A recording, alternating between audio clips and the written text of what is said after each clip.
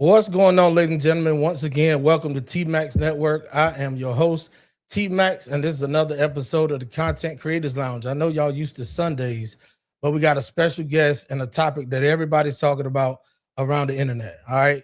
This topic comes to y'all with Charleston White and Anthony Dewberry. Best of friends since 15 years old. The gentlemen had a slight falling out, if you ask me. Everybody making it a big thing. I don't know how big it is. I'm not really privileged to what's currently going on right now in their life, but check it out. I think that our next guest got some inside scoop of what his perception is of what's going on. So without further ado, we'll take a quick look at a video and then we'll get the show started. So y'all make sure y'all do me a favor. Share this out to all your friends. If you're a newcomer over here, welcome. Subscribe to the channel. We got motion, and guess what? Tonight, we got Guns and Boxing pulling up, talking about Charleston White and Anthony Dewberry saga. Here we go.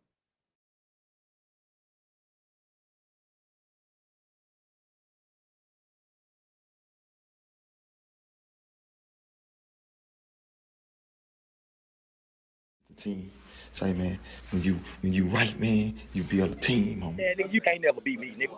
Somebody tell you, y'all, I done superseded all expectations. Shout out to my family, Guns and Boxing. Say, Michael Jr., you should have been with us last night, boy. You should have been with us last night, my nigga. I'm telling you. Yeah, you would have outshined us all.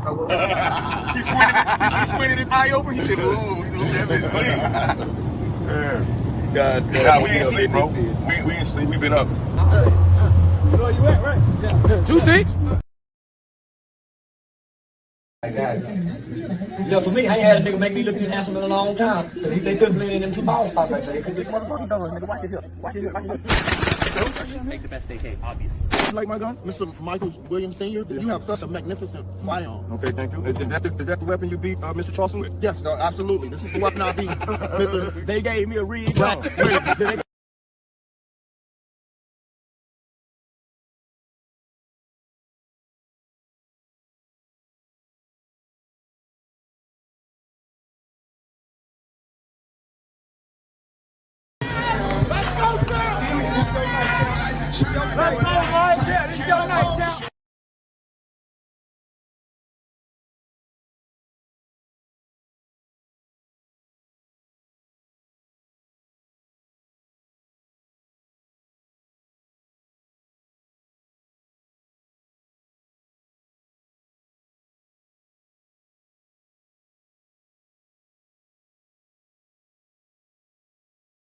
Yeah, man, from what? My third show now, in 4 years, they started with me. We still here rocking, man. Yeah, shout out to Guns and Boxing. The band is back together. Yeah. 2-6 wild, 2-6, yeah. And we got that all the way to the end of the year. So, yeah, all the contract signed. Tell no motherfucking jokes.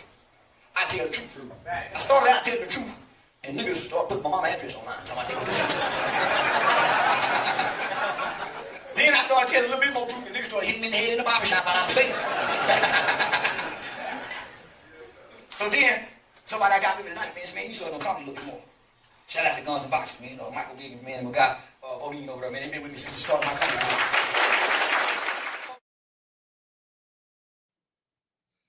There you have it, man. Shout out to Guns and Boxing in the building. We are Guns and Boxing, right? I got my big brother, Michael Williams Sr. in the house tonight. And it's good when family can pull up.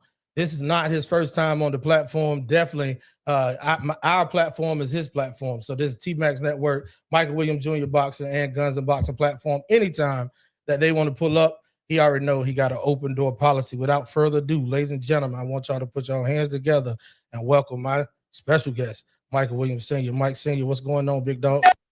Champ. I like, yeah, I got the clapping too, baby. Man, come on, man. You got a round of applause, Doc. Yeah. What's good, man? Yeah, round of applause. Yeah. Crazy. What's up, What man? up, boy? Boy, look, we here. We Yes, sir. It's time. We waited. You know what I'm saying? I know I waited to even comment on it or say anything about it because you know how stuff happens sometimes. Up in arms one day, back friends the next, right? Yeah. Yeah, and I know you are a slow cooker when it comes to stuff like this. You like to stay out the way, and then at the same time, you watch from afar, but you are very much so with the inside scoop. So welcome to the platform, Doc. I appreciate you, man. So, you know, it's one of those things where, like you said, man, They are brothers, right? We rock with Charleston and Dewberry. A lot of people when it first started, went public, a lot of people thought it was a play. Nah, it definitely wasn't a play. Me and my bro Phil, we was with Charleston a couple of months ago now. He came down to the Carolinas. He had a show, and we was with him. And one of the things I said to him, I said, "Yo," I said, what's up with you, and what's up with Dewberry? How Dewberry doing?" And he was just like, man, he Dewberry my guy, but he did some bullshit, bro. He did some bullshit. So he was pretty much insinuating to what everybody know now. So I didn't think nothing. You know what I'm saying? I kept it moving. You know what I mean? Because Dewberry has showed us love. So when it comes to situations like that, man, you don't want to move too fast. You definitely don't want to take sides, and you want to remain mutual. Because at the end of the day, as we know, Charleston's track record, he'll beef with you one day, and then a few days later, y'all cool again. Yeah, that's a fact. And it looked like it was kind of turning for a minute. It looked like it was kind of going back. Like I saw it was beef. Then I saw they was trying not to talk about each other. You know what I'm saying? Dewberry kept saying on his live, "I just wish you to win, champ. Keep winning." But then all of a sudden there came a point where Dewberry was going on platforms here recently, man, and he really heard about that thing. So it looked like he's snapping back. What you think? So you got to remember, it's a respect thing, right? Charleston can be very vicious. When Charleston come at you on his internet, he'll rip you apart. He gets very, very deep down and personal. I think nobody is really off limits, right? So I think what we're seeing right now, Charleston is still how can I say it, holding back, because he still has some respect for Dew. And when it comes to Dew has a lot of respect for Charleston as well, because Dewberry ain't no punk, bro. You know what I mean? I think with Dewberry, he don't really want to take it there, because if Charleston takes it completely there with him, he knows a lot about Charleston, bro. He knows where Charleston stays. You know what I'm saying? He has access to Charleston. And I don't think Dewberry wanted to take it there. You know what I mean? So No. And they leaving it room to get back together, bro. So what was one of the things that stood out to you? I got a couple video clips that I want to play, but just what was one of the things that stood out to you, like in the early stages of this thing, that let you know that this wasn't a play? Like it might have been just as serious as everybody said it is. Man, that's dope what you just said, because we jumped in when Charleston started touring with his comedy thing. So just to give everybody a backstory, Mike Jr., my son, Mike Jr., the professional boxer, he actually put me up on Charleston. Mike would always be laughing at the videos and stuff. I'm like, "Yo, who you laughing at?" He's like, "Oh, this guy Charleston White." You know what I mean? So Charleston had a comedy show. He was early stage. I think this was show number 2 or 3. He was coming to the Carolinas, and Mike Jr. was like, "Hey, Charleston White's coming to the Carolinas, Daddy. He's been getting into it with a lot of people." He was like, "You should reach out and see if you can do security for him." You know what I mean? For those who don't know, I'm a professional bodyguard and also do armed security, boxing trainer, all that good stuff. So I said, okay, cool. So it was the first manager. I'm skipping around, speed up. It was the first manager that they had. Junior sent me the information. I hit the first manager up. I said, "Hey," I told him who I was, sent her my resume, talked to her on the phone. She said, "Cool, we coming to the Carolinas. Charleston is pissing a lot of people off. I would love for you to do security for him." That's how we got on with Charleston. Charleston didn't know us. I think he know a little bit of Mike Jr. So boom. So to answer your question, now when they get to the Carolinas, we all hook up. This is where I meet Juanita, cool as hell. V, cool as hell. Of course, Dewberry. Dewberry was more the protector. You know what I'm saying? And then of course he was the enforcer and the security before security came along. Before we got there, yeah. Mm-hmm. And he was doing a great job. And Charleston was the Michael Jordan. He was the Michael Jackson of the squad. So I knew that this shit was real based off some of the stuff that Charleston was saying because I seen it. You gotta remember, I was there when Charleston was buying everybody food. Charleston was paying for everybody's shit. When you came on the detail, when me and Phil had to go, we had to shoot to Washington, D.C. We had some politicians we had to protect. You and Money Mike stepped in and was help hold and protect Charleston. So remember this. When we were all out eating, Charleston was paying for everything. So you got to factor in this, especially when we was with him. That's 3 meals a day, right? Yep. Charleston paying for all that. Like he said, flights, hotel rooms, gas, snacks at the gas station. When we were stopping at the gas station, everybody throwing their shit on the counter, Charleston paying that. So when Charleston started talking about that kind of shit, I said, oh man, that's real. It's real. That's not a play because I seen it. I seen it. So the same way I saw Charleston paying for everybody's shit, which gets expensive, but I saw Dewberry holding it down too. You know what I mean? He was there. And I knew when we got there as trained official security, I can see the relief from Dewberry. I even said to Dewberry, I said, yo, I know it's some kind of relief that we hear. And Dewberry was like, hell yeah, it is. You know what I mean? So he was doing a great job, man. So based off some of that stuff when Charleston was saying he was paying for every fucking thing, I saw it. Yeah. I saw it, bro. Yeah. I remember the first time that I knew the shit was real, like when everybody, not just he was viral, but like it was a high alert that you never know who gonna run up, might want to snatch his chain, might want to, hit him in the face while their friend is recording. That time when we was down there in Columbia, South Carolina, shout out to Barry White down there in Columbia, South Carolina. When we was down there in Columbia and we had to hold Charleston down, when we went into the mall, like as soon as we hit the mall and it took one person to see him and do a double take he was in the circle of us leading into the mall, and one person said, oh shit, Charleston White.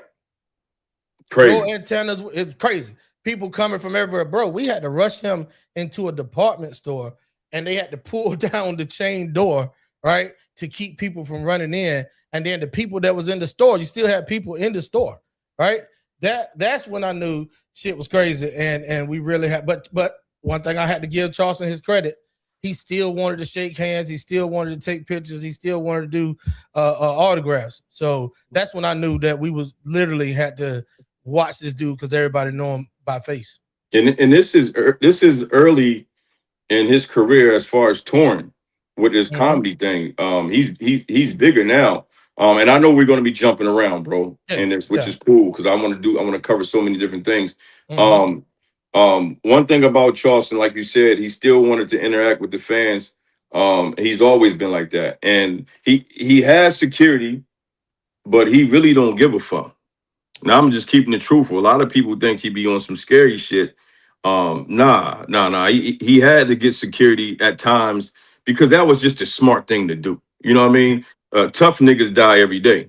You feel me? But as far as Charleston being some kind of sucker, just because he says he's going to tell call the police, nah, he'll get at you. Like, a lot of times we had to pull him back because he walking through the doors first. He coming through on a Tupac walk, and I'm like, no, you got, come on, bro. This is why we're here. You gotta, you know what I mean. You gotta move a certain way because a lot of people is trying to get you. Like, in South Carolina, it was one of the somewhere, I don't know if it was South Carolina, but we was in a restaurant. You wasn't there with us. We was in a restaurant. It was just me and Phil at the time, and this young girl, she seen Charleston. She kept coming by a table, and I'm peeping her, and so she goes away. She worked at one of the restaurants we was eating at. And so I was like, man, something's up with this girl. So I get up and I go and peek at her. She on her phone. You know what I mean? You already know what that is. So anyway, but we move professional. You know what I mean? So I said to Phil, I'm like, yo, when we leave, we gotta. I need you to go get the van, pull it right up at the door because this girl's on the phone. I don't know if she you know what I mean, a fan, or she wanted some clout. She want to call some people, you know what I mean? And boom, Phil went and got the van. We came out. I'm already clutching, and there's two young dudes there, mean faced it, hoodies on, and I said, yeah, she called them. But when they saw me clutching, we hopped in the van. They didn't want no smoke. You know what I mean? So it was definitely dangerous out here, bro. And we can go over a whole bunch of stories. You know what I mean? But go ahead. I'll mention this. No, since you own that tip about being out in public and Charleston, being Charleston, walking out in front and not understanding. Now he got professional security. I remember one instance, right? One incident when he did that a couple times. Yeah. Shout out to you, bro. I remember you professionally, putting your hand within his collar and kind of pulling him back a little bit. And he realized, oh shit, right? And then we went to a studio down there in Columbia, South Carolina. And by then he had already caught on. But guess what? Charleston started regurgitating the shit that you were saying. Charleston started, because when we pulled up at the studio, I don't know if it was V or Juanita or whoever it was getting ready to get out first. And he started screaming at them, no, Nick, no, let security do their job. Let them do their job first. Like, yes, sir. We stay in the van. And I was like, there you go. Now that's when professional security get around somebody and then they catch on immediately and start going off protocol. So we're definitely the first professional security team that Charleston has ever dealt with. You know what I mean? As far as his positioning and sitting in the van or the SUVs and stuff like that, man. We try to tell him, but at that time, Charleston's a friend now. At that time, he was a client, and sometimes the clients don't want to listen, right? So you gotta adjust. You gotta adjust. You know what I mean? And we've been in. Let me tell you something. You already know we've been in the trenches, some of the most horrible places with Charleston White. Where even I thought, I was like, bro, we about to shoot our way out of here. And this is as of recent, a few months ago when he came back down here. And me and Phil went to go chill with Charleston on some brothers type shit, support him. And of course, we immediately turned back into security because after Charleston killed the comedy show, he did a great job. He want to go to a strip club, or he want to go to these after hour spots, and it was one that we went to. It was horrible, bro. It was very bad. The VIP section was behind this small ass bar, the bar station, and that's where we was at. Packed. Everybody had guns in there. Everybody had guns, bro. But we were in there, man. And Charleston, Charleston was being Charleston. You know what I'm saying? Charleston. Hey, bro. Yeah. Hey, quickly, you remember? I don't know if you remember, because I know you be on dead mode. You know what I'm saying? Security mode when we are moving, because not only are you in charge of the client, you're actually the leader of the group. So you're in charge of us too, and making sure that we're at our stations and on point, right? Remember when we went to South Carolina? We was in South Carolina at that time, and we went to the strip club. And the owner, the security that was at the strip club wouldn't let us in with the guns, right? Oh yeah, this is exclusive. Yeah, this is exclusive, right? The security wouldn't let us in once they saw that we had AR-15. We was strapped across the chest with it out in public, right? Security was like, I don't know if it was a sheriff, I think it was. And they was it was a cop. Yeah, he was a whole cop. Yeah, you got the video, but don't run it yet. But keep going. I ain't gonna run the video. I'm just saying, like, he was standing outside. The club was packed. We in the van pulled up at the front of the club, which the van was still a ways away from the door of the club, and we had to walk up these steps. Yeah. And, the cop standing at the top of the steps. He's like, "Nah, y'all niggas ain't bringing you're not bringing those guns in, right?" Mm-hmm. Shout out to Barry White again. Barry White goes over and gets the club owner, tells the club owner, "Hey, y'all don't know who the fuck's in that van right there, right?" Yes. We got Charleston White pulling up at your establishment, and as soon as he said the name Charleston White, the owner automatically goes into one, take advantage of it. He got a celebrity in the building, but two, high alert. He goes over and tell the security guard or the cop, "Bro, you letting them in with the gun. You don't want to be the only one standing out here with this guy coming in, and you the only one strapped. right? So Yeah. you got anything you want to say to it before I run the video? Let's rewind it a little bit more. Again, shout out to Barry. You know, he has his issues with Charleston. We try to stay out of that. You know what I mean? I don't not try. We have. You know what I mean?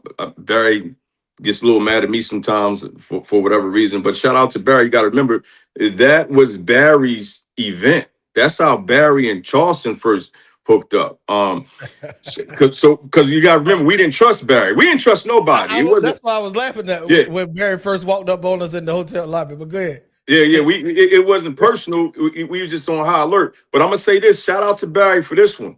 Yeah. When it up the street from where Barry had his event, I think they had like TI people or somebody who didn't like Charleston. They were up the street from us. So with that situation, we didn't like that shit at all.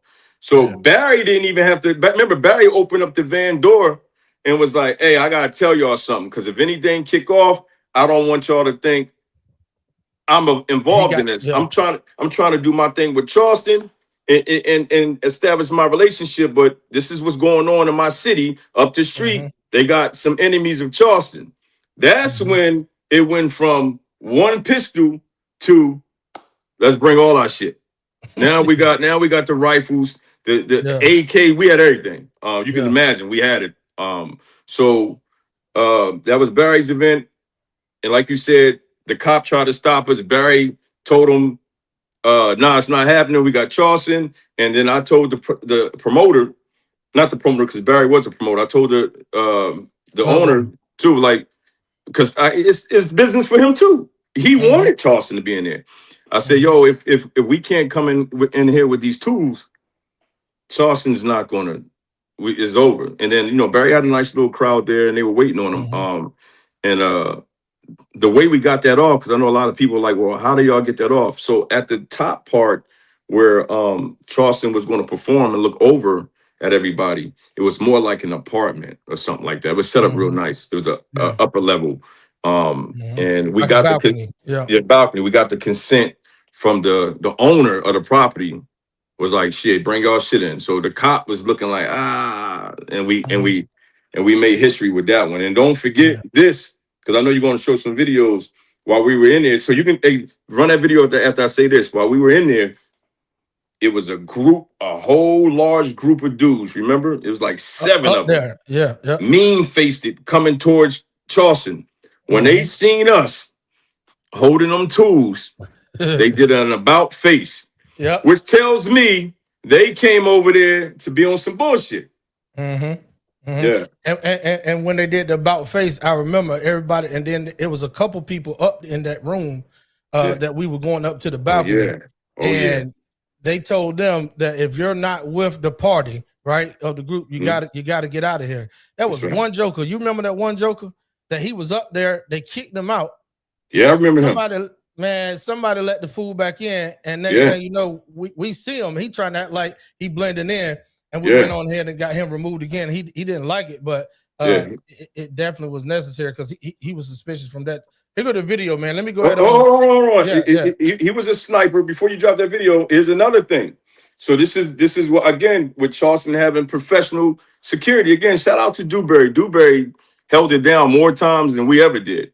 But we're gonna talk a little bit about that also. But as we were moving, we didn't get a chance to do an advance.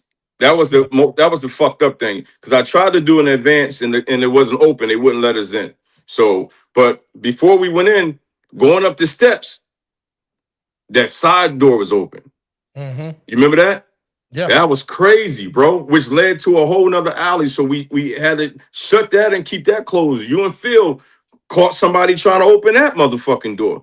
So it was a lot of, and at the time, Charleston was going in on the King Von thing. He was going in on fuck everybody, TI, everybody. So, but yeah, go ahead, bro. And that's something that, and I'm gonna play the video right after this. That's something that these celebrities don't see with their security. Like, I know they don't see it because they got to focus on being great, right, at whatever craft they're doing. Like, Charleston was just Charleston. He was in there, already. He already hit the music in his soul. He was being Charleston, and all that went down. That was getting cleared out around him. So whether he wants to or not, a person like him he definitely need security, and not just any security, but We're professional. gonna talk on that too. Yeah. Facts. All right, so let me jump right into this first video right here. Let's go. So I got it right here. No music, no sound, because the music playing. We don't want YouTube to do something. Let me rewind it back and show them from the beginning. So that's this right here that's the cop. He did not want to roll with it, but once he saw the situation, that dude was right in with us. He was like, "Shit, come on, then." And he was just like us. Yeah. He was cool. He was a fan. He was a fan. But we was professional with all our pistols and shit too, though. Oh yeah, for sure. Look at your face. You saw, look, coming through the door right out the rip. The cop clearing out the way, walking fast. Boom, you tapping people. Grab Charleston. Field on the side. He got his hands on his waistline. Coming, Money Mike V. Juanita, that's me with the hoodie. Yeah, man, listen. And there's Dewberry at the end. And there go Dewberry at the end. Man, come on, man. Tell me that right there wasn't, I'm going to play it one more time. Tell me that wasn't as professional as you can get. Here we go, one more time.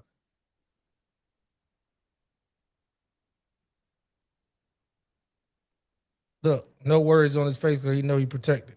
Yeah, he knew.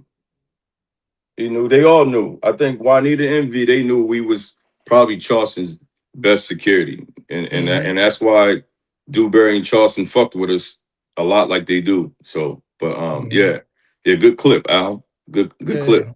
So that's the same. That's the same day. Of course, when we got up on the top part, according, reading the room and seeing the mean faces and people pointing up, then that's when we had to let the toys out. I think you got a video of that too. Yeah, I do got a video of that one. We're going to play this one first so people can understand how important it is for you to not just have security. Well, we already know that it's a no-no to have no security, right?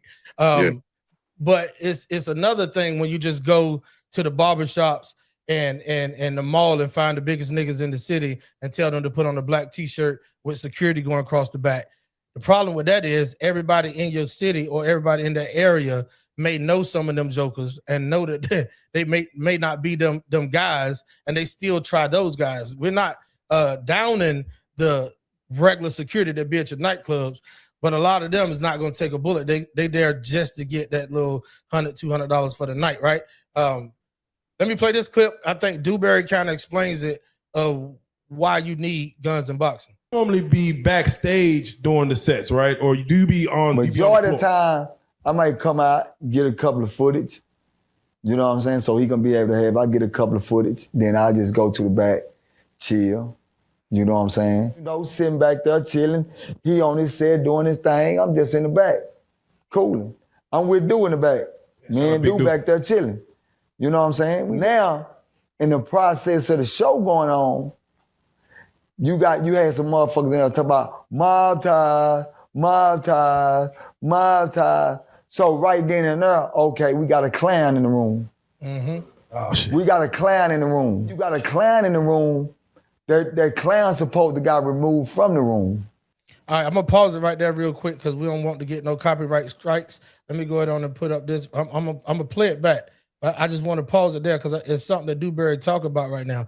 Fair use, fair use, fair use is scrolling across the bottom of the screen. This clip is coming to you from real life street stars. Shout out to them. Y'all make sure y'all go over and look at the whole full video to see this. This was 4 years ago, right? When Dewberry was talking about an incident that happened on stage where a gentleman was screaming out in the crowd, mob ties, and then him and Charleston got into a back and forth, right?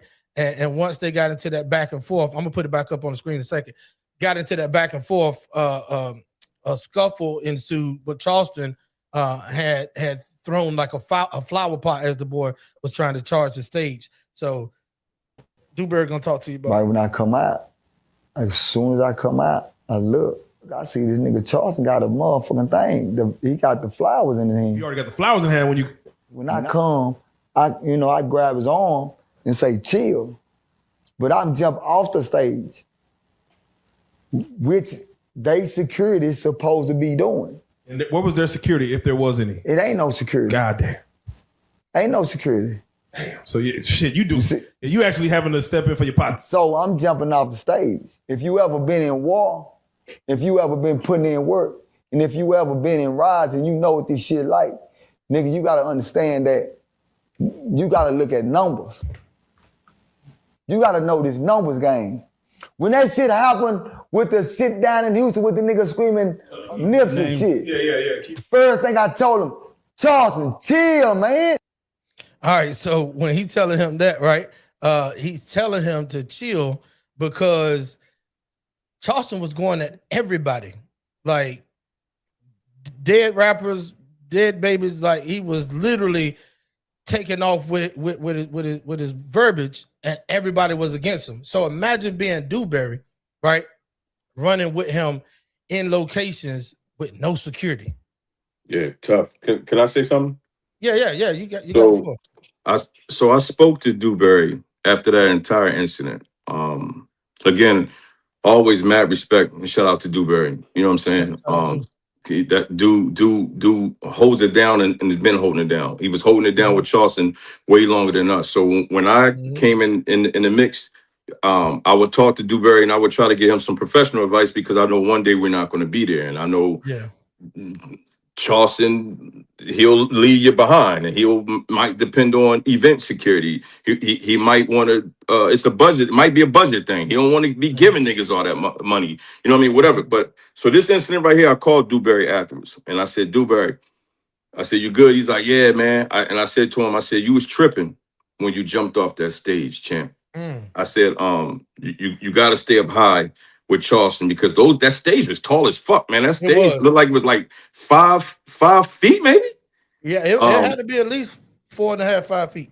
Yeah, so I say you stay the high ground and you stay with Charleston. If anything, if you start seeing it getting riled up, you move a little bit closer to Charleston, try to stay at least arm's length away.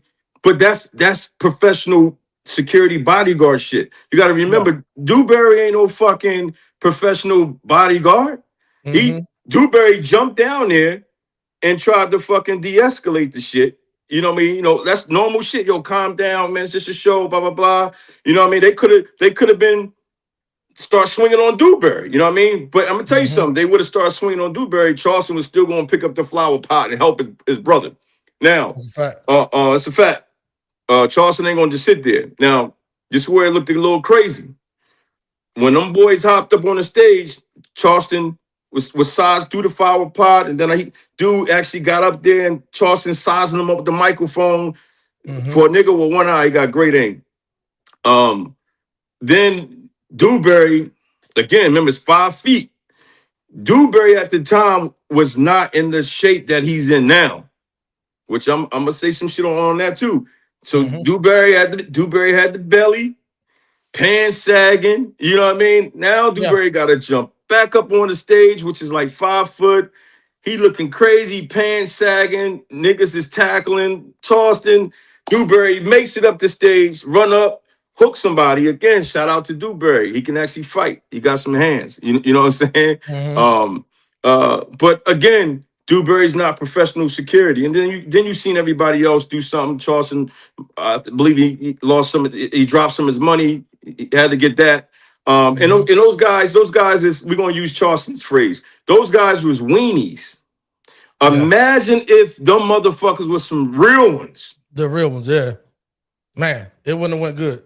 It would have went bad, champ. It would have went real bad. Hey, shout out to Out the Mud Cody 755, man. Shout out to you, homie. Thanks for pulling up to the platform tonight. We talking about the Charleston White and Anthony Dewberry saga. As y'all can see up on the screen, we may have a special guest pulling up on us at any moment.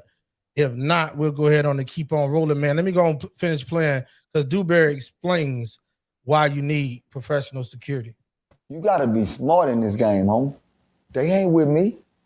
These niggas don't move like we move, homie.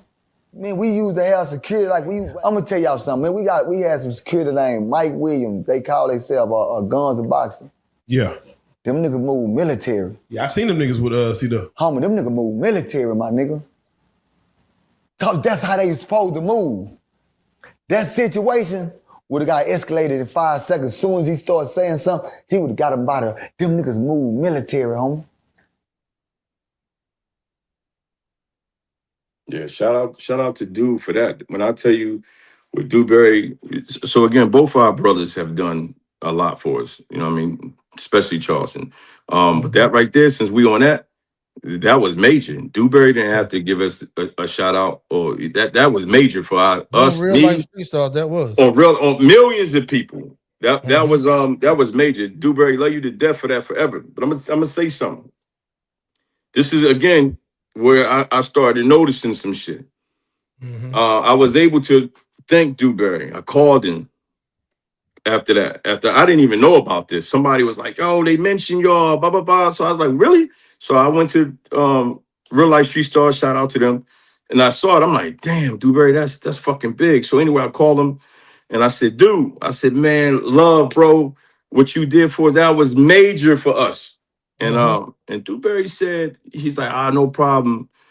And he said something that triggered me a little bit, man. Made my antennas go up. He said, just know that the love for me is real.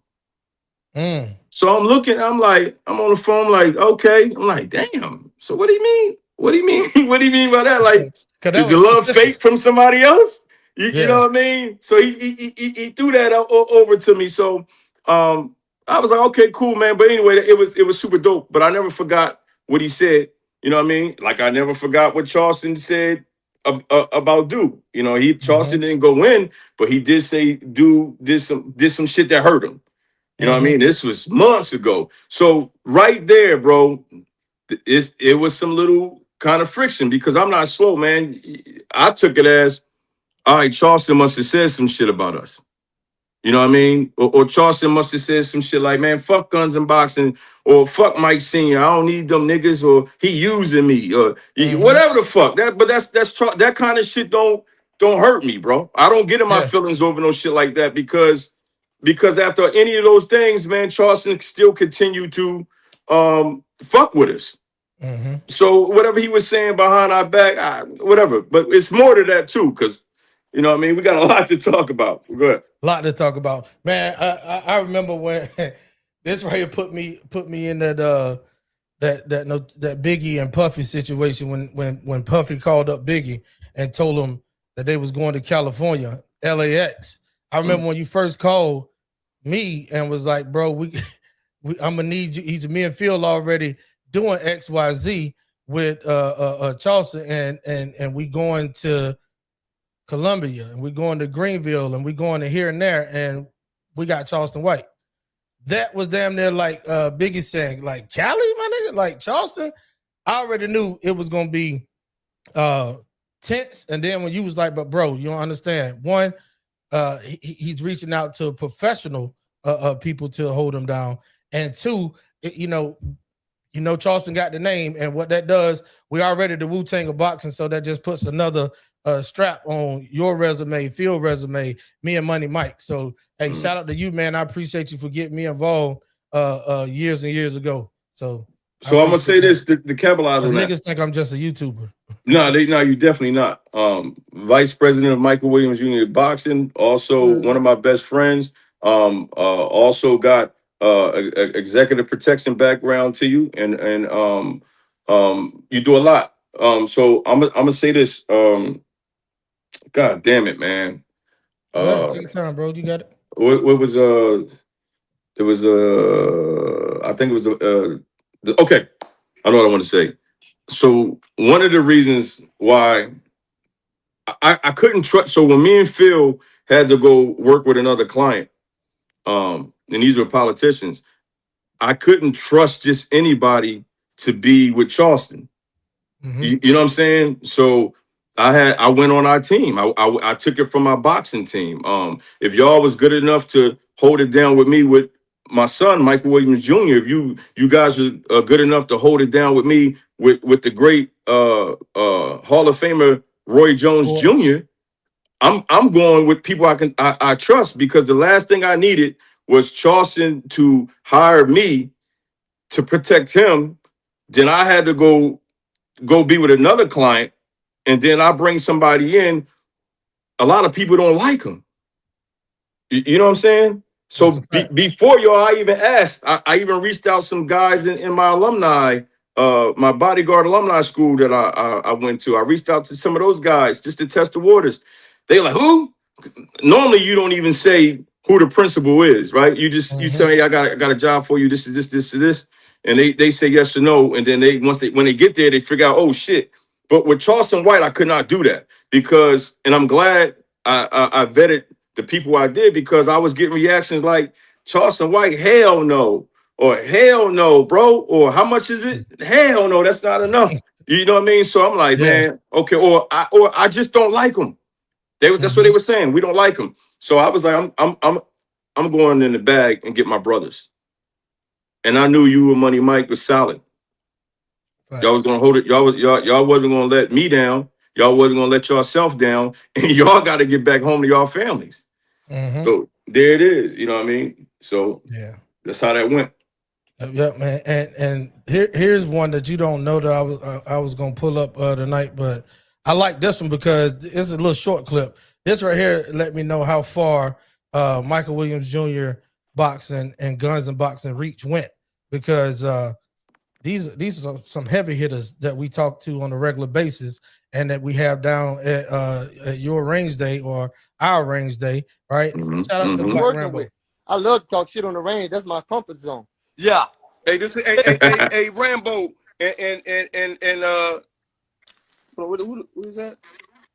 There you go. Hey Charleston, this is my brother right here, Al Tariq. This is the vice president of Michael Williams Jr. Boxing. What up, Charleston? You got it, fam. What's good with it? Ain't not much, man. What's up, Blacq Rambo? What's good, player? All right, not much, Junior. Hey, Al, you know we making history with this one, man. Shout out to these brothers. Charleston taking the time out to bless us. Shout out to Rambo, our family, and then Coach was on here, Roy was on here. We made history with this live, baby. I've been supporting Charleston for a long time. Our whole team has, but I wanted them to hear from Charleston who he really is. That was way back then. You know what I'm saying?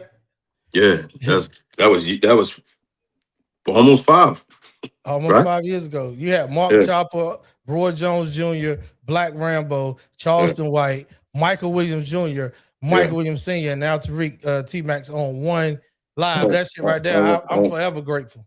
Yeah, on one live, man. And I just because Rambo was a little confused about Charleston. Roy was a little confused, and so I'm trying to just let everybody know that, hey, hear him out. He's a good dude. He's telling you he's playing a character. You know what I'm saying? Just hear the dude out. You know what I mean? He's networking, and at the time, man, again, it was still content. So you know what I mean? Great content. You probably never see that again. Never. Nah, I don't think so. Here go another clip that I want to pull up for you. Yeah. So when I call you, I want to talk. I gotta tell you something about that. You ain't never did that. No. Let me explain to you why I won't do it. I'm tired. We gonna see. Yeah, no, I'm tired. But I can tell you this though. I can put them on the right track. I can get them a check. That is a fact. Yeah. You recording? I can get Oh, this is good. I can get you some money. This your boy, man. Yeah, that Snapchat deal. That's why I won't manage Charleston. You don't think I want to manage him? I'm tired. That would be dope. No, I'm too tired. All right, come on, one time for. So y'all don't shout know. Out. Go ahead, I'm sorry. No, you got no. Say something because I want this. Go ahead. Oh yeah. No, I was just gonna let the people know. I'm sure everybody know that was TK Kirkland, Charleston White. That sound like my man from MD Arsenal holding the camera. Who was that on camera? That's what I was about to say. Shout out to my man Bumfire. Bumfire, yeah. Reggie. So let me tell y'all about that clip right there. I think right there was one of the only times that Charleston may have ever really looked at me sideways. If you look at that video, that nigga looking at me sideways. Oh, yeah. And I'm gonna tell you why he's looking at me sideways. And Charleston may not ever see this. And he does watch a lot of shit. You know what I mean? You go back and check it out, especially if it's coming from us. I think Charleston didn't realize this. Number one, I hold so many hats. I am a professional bodyguard, right? And I do armed security. I'm also a professional boxing trainer, right? I'm also my son's manager. my son as a boxer. You know what I mean? So listening to TK, and TK is very connected. He knows everybody. So when I went up to TK, I was talking to him and I was asking him, have you ever thought about managing or having you a boxer in the game? TK knows every fucking body. So he was saying, nah, I don't have time. And I'm like, you sure? You know what I mean? Let's talk about it. I'm on my manager shit. As far as security, Charleston safe. You know what I mean? I'm there with you. And then Phil right there. And you got Bumfire there. You know what I mean? But this is now for 2 minutes, I didn't put down that security shit. I'm manager for Michael Williams Jr. A lot of people don't like it, how I handle business, but it is what it is. This is how I'm doing it. So now you got Charleston looking up at me like, nigga, you know what I mean? So TK saying no, then TK's like, take my number. I end up getting TK number. He like, hit me up because he said, as you see in the video, I can get your son a check. All right. So again, now remember, Charleston is side-eyeing me. So I know I look fucked up in Charleston's eyes. Yeah. All right. You know what I mean? So man, boom. You stupid as fuck. Yeah, you caught that. So I end up calling TK. TK will always answer the phone. That's one thing. If he was busy, he's like, yo, I can't talk right now because I'm trying to see what this Snapchat or TikTok deal he was talking about. You know what I mean? They said it in the video. So I'm calling them. At the time while I'm still calling them, guess who fall out? Charleston and TK. Charleston and TK get into it. So now I'm like, fuck, because I'm trying to get this deal for Mike, but I'm affiliated with Charleston. So to make a long story short with that, it never went through, man. TK was just he would always answer the phone, but we would never get nowhere, bro. You know what I'm saying? And it was one of those things I just left it alone, bro. I think I tried one more time. I was on the phone with my man, Mr. Motivation, and I was telling him about the situation. And Mr. Motivation was like, hey, go ahead, call TK Kirkland, because Mr. Motivation is a comedian too. And I called him to see one last time. And it was never no fucking what was the Snapchat deal or something, man? Yeah, I think it was Snapchat. Yeah. So I just left it alone, man. But shout out to TK, he answered the phone every time. But that, you know, the shit with him and Charleston wasn't looking too good. So boom. So now I end up talking to Charleston about that situation. And Charleston said to me straight up, Charleston was like, yo, Charleston was like, you asking TK to be Mike Jr.'s manager. Charleston like, I can do more for Junior than him. So I'm looking at Charleston, I'm like, yeah, but damn, your vibes give off like, don't ask you for nothing extra. You know what I mean? Plus, Charleston is still opening up doors and growing for himself. So I never got mad at Charleston on that, and I understood why he did look at me crazy. But I think now that Charleston knows me, and he follows us. He didn't came to one of Mike's fights and stuff, held us down there. He sees that, okay, this nigga is his son's manager and he's doing security. All right, I get it. You know what I mean? Now, bear with me. It's a lot of times as family that we all can get mad at each other and we all want certain things. But sometimes it's not for you just yet, right? We all know Charleston was around Mayweather. My son's a professional boxer. He's 23-1. Michael Williams Jr. Great boxing record. 15 knockouts. Don't leave that out. You feel me? So I'm watching Charleston be around Mayweather. Mayweather knows about Junior a little something. You know what I mean? So I'm like, boom. I hit Charleston up. I'm texting him. Bro, you with Mayweather, nigga, bring up Junior. Bring up Mike Jr. Bring up Mike Jr. Bring up Mike Jr., bro. Plug Junior in. And he wouldn't respond. So when I got him face to face at Mike Jr.'s fight, he explained to me. He said, bro, nigga, I just got in there with this nigga on some friendship. I can't just be coming. As soon as I become the nigga's friend, I can't be on some, look what I got. Do this, do that. And I learned that. I learned that from, he was right, but I forgot. Even though I learned it, I forgot. I learned that from us being with Roy Jones.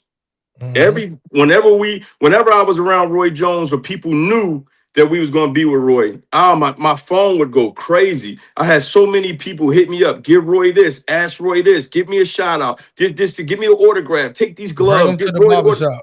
yeah, bring him to the barbershop, bring him this, do this, do this. So with me, with Roy, now I've been around celebrities, work with hundreds of celebrities, but Roy was the biggest athlete who became family and friends with us. He was training my son for 5 years. Roy didn't sleep at my house. I didn't sleep at his house. I didn't sleep at his properties. We were like that. You know what I mean? But early in our friendship, I was coming at Roy, and he was doing it too. Hey, such and such said, could you sign this? Roy, take the pen. Bum, bum, bum, bum. Hey, this picture right here, could you sign that? Hey, these shoes. He signed the shit. And then one day, I handed Roy some shit. Oh, can you do a video shout out for this person? He was doing it. One day, I gave him something to sign, and he was like, he took the pen. He signed. He said, damn, bro. He said, every time you come around to visit, it feels like I'm working. He said that. I remember. Yep. When Roy Jones told me that, nigga, I felt so bad, bro. And that's when I said, bro, I love you, bro. I apologize. I didn't even know it was so many people were asking me to get this, to this, and this. And he was like, yeah, I'm giving money away, bro. Every time I sign this shit, I'm giving this money. But he was doing it on the strength of Junior, and he fucked with me. Yep. So I stopped. So when I stopped doing that, I had all the people on the outside didn't want to fuck with me no more. Oh, that nigga think he that. He with Roy. Nah, y'all don't know the inside. Then I had people on our team doing the same shit. Just wanted to get with Roy or donating money to Michael Williams Jr. Boxing just to be around Roy to ask him for shit. And then the minute that Roy says no, or Roy doesn't answer the phone because he fucked around and gave you his number, or don't follow you on Instagram, now you in your feelings when you shouldn't have put yourself in that situation. You know what I mean? So going back to Charleston, I understood it. So now years go by, Charleston get with Adin Ross. We all could have been in our feelings again. Because when Charleston took his first fucking fight, right? Charleston fought in the ring that my son fought at least 8 times in. Because we know Billy and I forget my man's name, Billy's partner. God damn. But we know Billy. That's my man Billy Bleer's ring that Charleston fought in. The people the referee that ref that fight, we know him. Down them niggas, all them down in Tennessee. The people who worked this corner, we know all of them. So now I'm looking at Charleston. I'm like, nigga, you go and you take a fight in Tennessee and you don't bring guns in boxing? You don't carry and bring Mike Jr. to be with you? All of them in the industry know Junior. Yep. You got these niggas holding you up when he won? Nigga, that should have been us. Yeah. But I didn't get in my feelings. You know, because Charleston don't owe us shit. You know what I mean? It would be nice if he would think outside the box and do that. But niggas do shit on their own time. You know what I mean? So I never got mad about that. But look how shit comes back full circle. Charleston hits me up. We on the phone, we talking. And so I'm like, Charleston, man, what's up with the Adin Ross? See if you can get Mike on the undercards. At the time, Adin Ross didn't have pros on the undercard. He just had the little celebrity guys, the internet dudes. And then it came back to us though. I called Charleston. I said, yo, I see Adin got some pros, some pro fighters now on there. Charleston's like, all right, bet, got you. When Charleston did hit me back, because you know, it's on God's time and it's on his time, right? When Charleston hit me back, it was too late. He's like, you know, Adin got some pro boxers, because I think they let Deshaun Plathers is his name. Mike Jr. got a way better boxing record than him. You know what I mean? We actually know him. He know us. But that was his opportunity with Adin. But it passed for us because Junior joined the Army. Yep. So when Charleston did come back to pull Junior up, Junior went in the Army. You know what I mean? But the more of that story is, you can't just be in your fucking feelings all the time, you know what I mean, and thinking that somebody's supposed to do some shit because we don't know what they're going through or seeing. If I'm making sense, I know I'm just talking at this point. You know what I mean? No. You making a lot of sense, bro. So now bringing it back to Dewberry and Charleston, I think it was that thing, man. Dewberry might have thought, nigga, you supposed to be doing this for me, and Charleston is looking at Dewberry like, you supposed to be doing this for me. When these brothers, all they need to do is just really talk. Yeah. And Charleston say, look, this is what I want from you when you're with me, and Dewberry has to say, this is what I want from you when we're together, bro. You know what I mean? So it is what it is. At the end of the day, Charleston is the Michael Jackson of the group. He is the Bobby Brown of the group. He is the Michael Jordan on the team. You know what I mean? And sometimes he ain't gonna pass you the ball. But be ready when he hits you. Yeah. So in this back and forth with Dewberry and Charleston, I listened to both sides. You were way closer in the movements majority of the time than I was. I was either working or doing something else when you and Phil was all over the country with Charleston doing the executive protection, right? So but I do know the inside scoops when we were with him on those occasions, right? And paying for stuff and doing stuff. But Charleston said something that made sense to me. Coming from being around teams, right? First of all, Michael Williams Jr. boxing.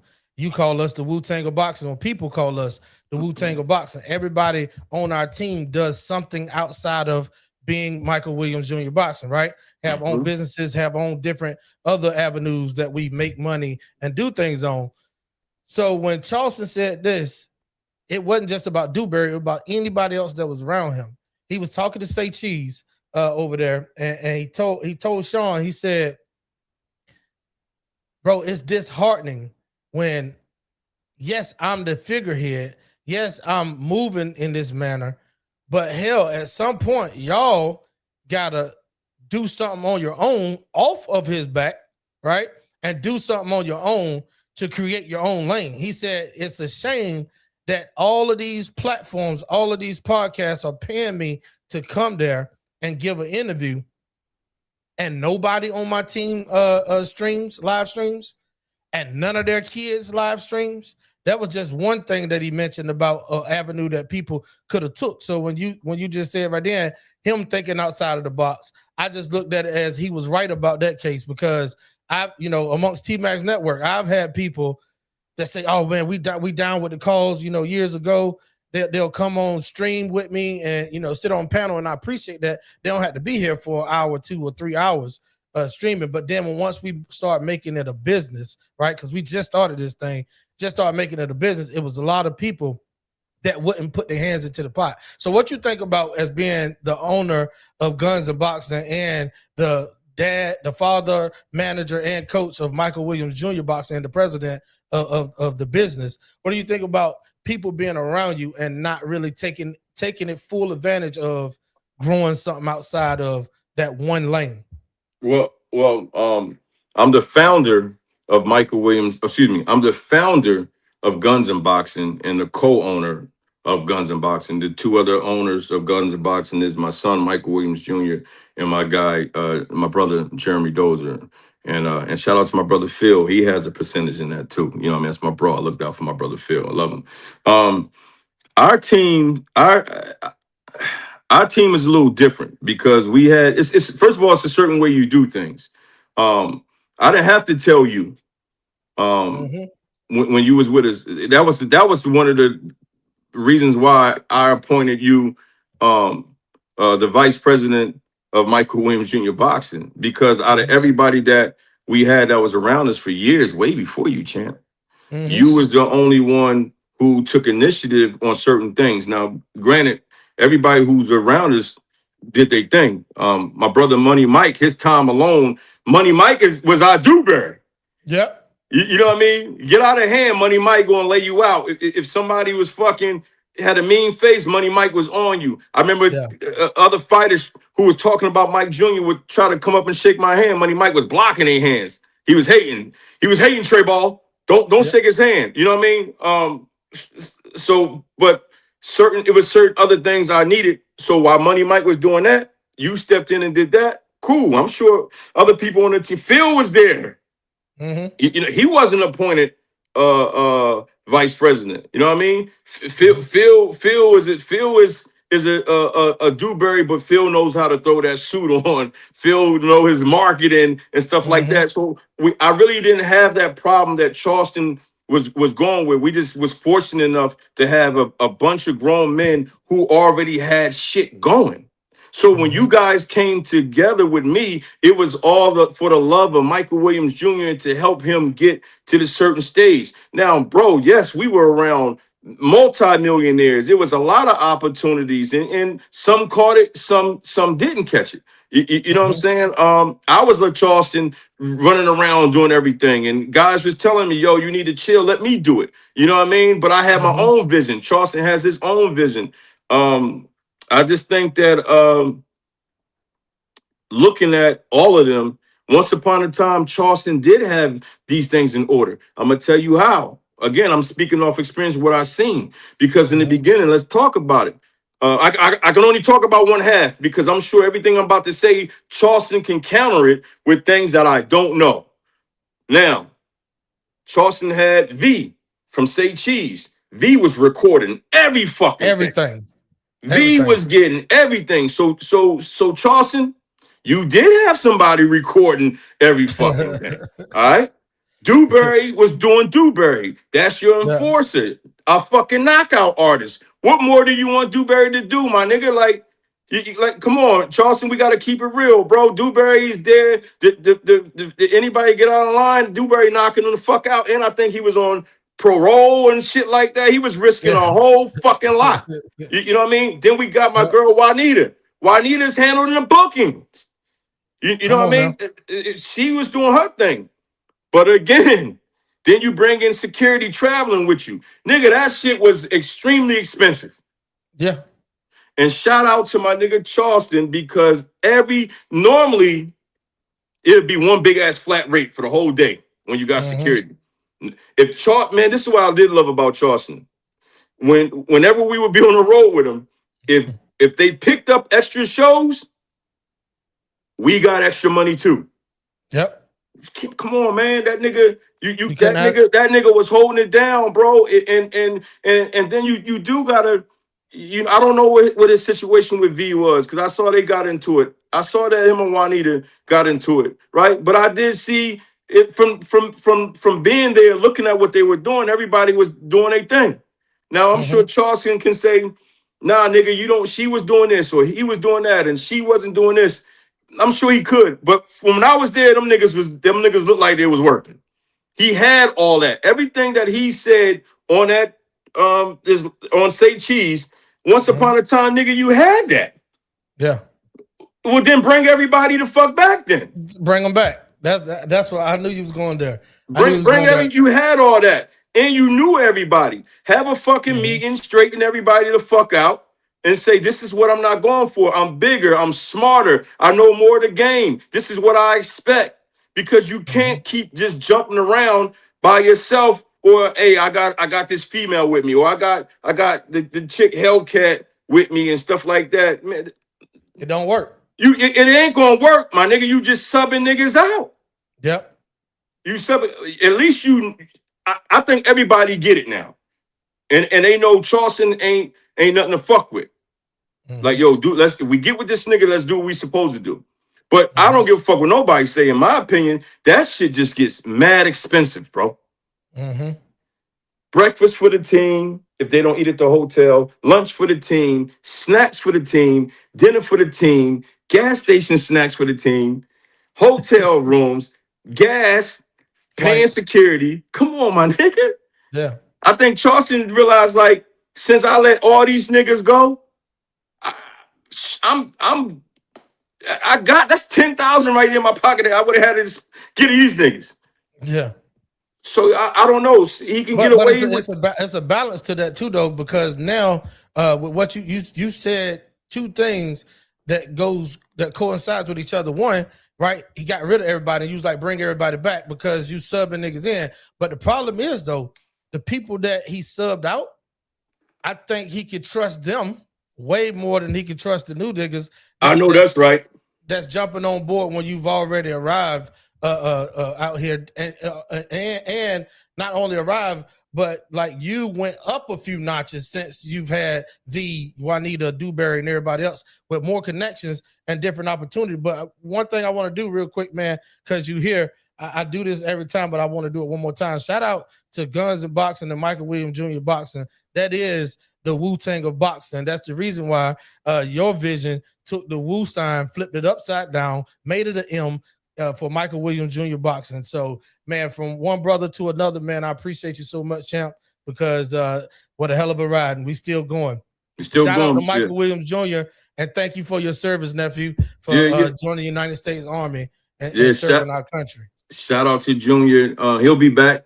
Right now, he's finishing up AIT. Once he gets situated, you know, we got a few more fights. We are an independent boxing team. We fund all our own shit.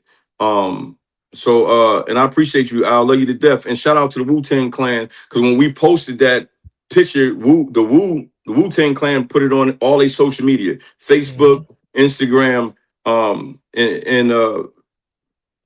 we call ourselves the Wu Tang Clan of boxing because it is a lot of us, but we all are so fucking talented. And when we come together, that shit is crazy. We form like Voltron to support Michael Williams Jr. You know what I mean? But yeah, man. So going back to them, I think the people that he's with now, I mean, they're cool. I believe they all are temporary. And I think with Charleston, man, you just can't be in your feelings with Charleston. So I'm throwing a couple of things out. I called Charleston White one day. He answered the phone, and the nigga was playing Brandy. I wanna be down. Nigga was blasting that in my ear. So I'm like, yo, hello. I wanna be down. So come on, man. So that's playing. So I'm like, this fucking guy, bro. You know what it is. So I hang up, and my wife looked at me and she said, you heard him, nigga. You wanna be down. So I laughed. I said, that's Charleston, man. That's some Charleston bullshit that he doing. Nigga, if you playing that in my ear. or what a coincidence, nigga. You just, you know what I mean? Because I tried to call him back. He didn't answer. Yeah, you can't. Here's another story. You can't get mad, man. Here's another story. I saw Charleston had something going on. I called him, and he answered the phone, and it sounded like he was around somebody. Maybe his girl, whoever, or he might have been on live. I don't fucking know. But I said, C-Dub, you need us? And he was hyped. He's like, I don't need no security. I don't need no security. I don't travel with no security. I got a broad with me. I got a broad.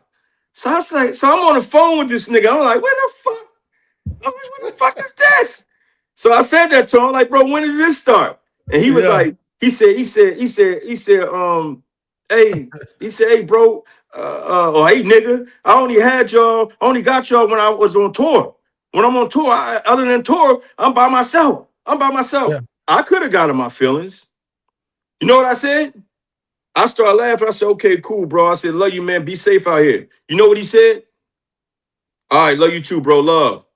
And we hung up. So I say this to say, everybody got to get out of their fucking feelings, because you know why?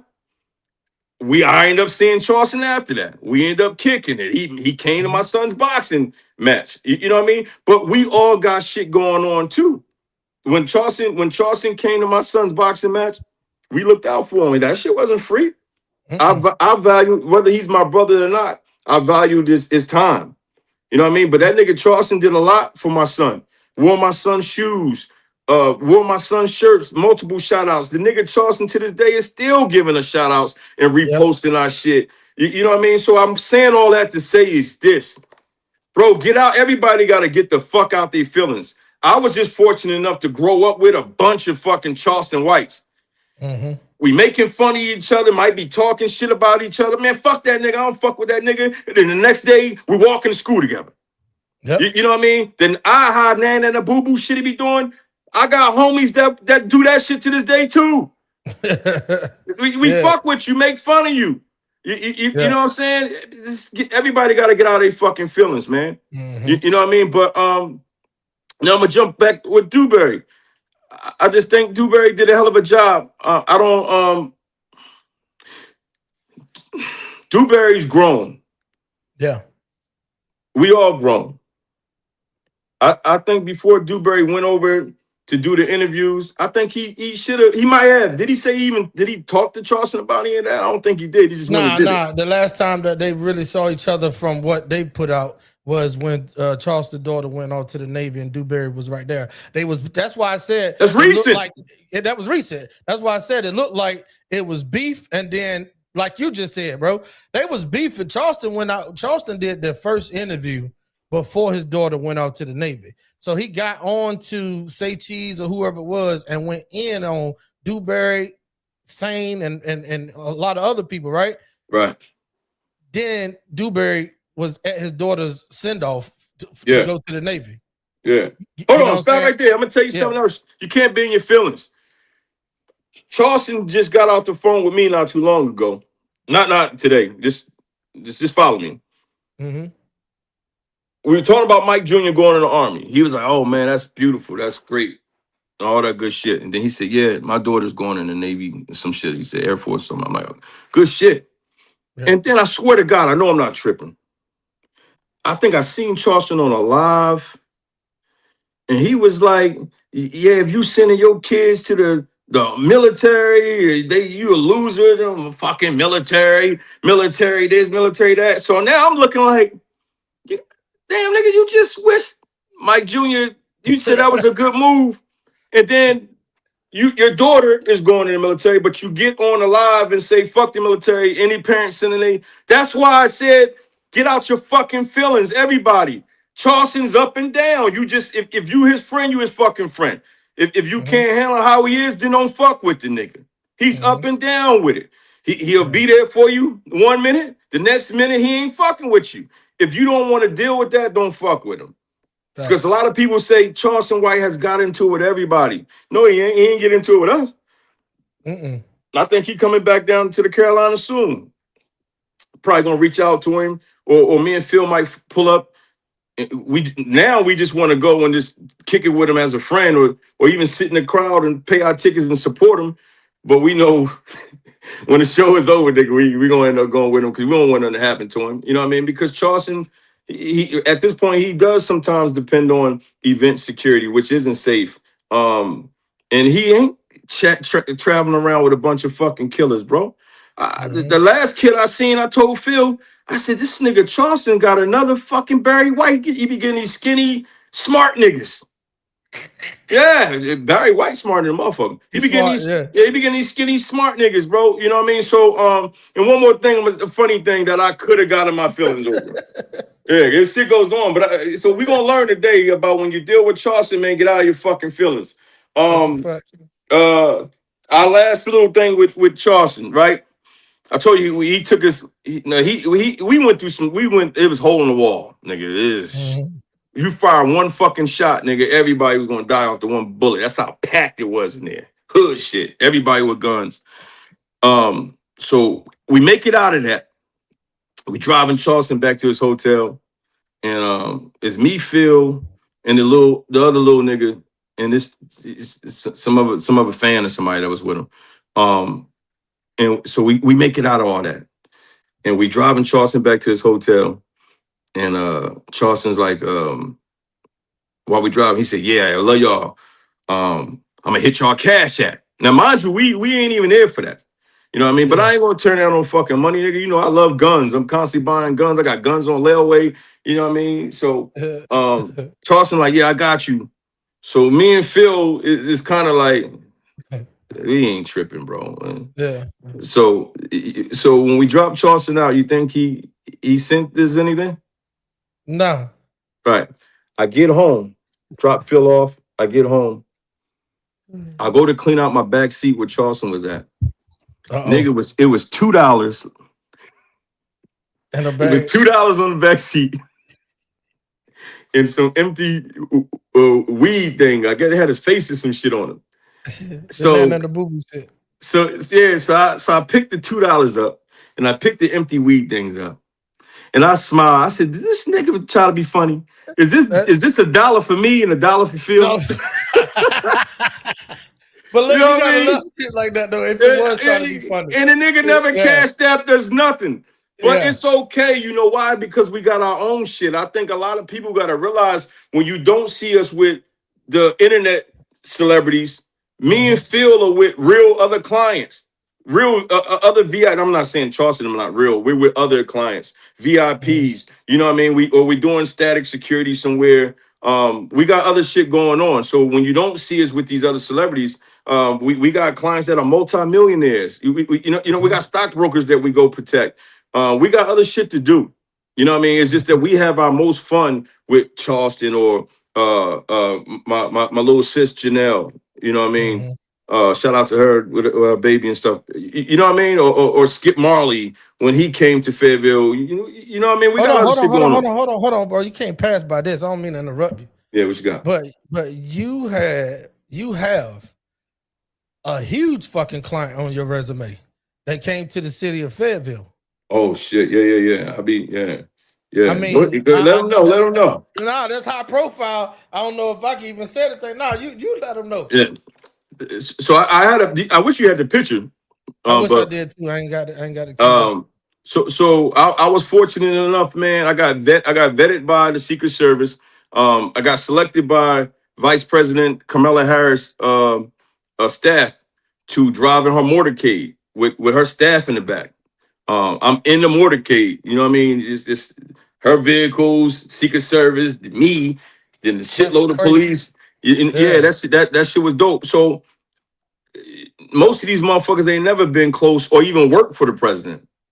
You know what I mean? Or watching her get in the what is it called? Shit. What's the plane called, man? Oh, well, hers. I know hers is 2. The other one, Air Force 2.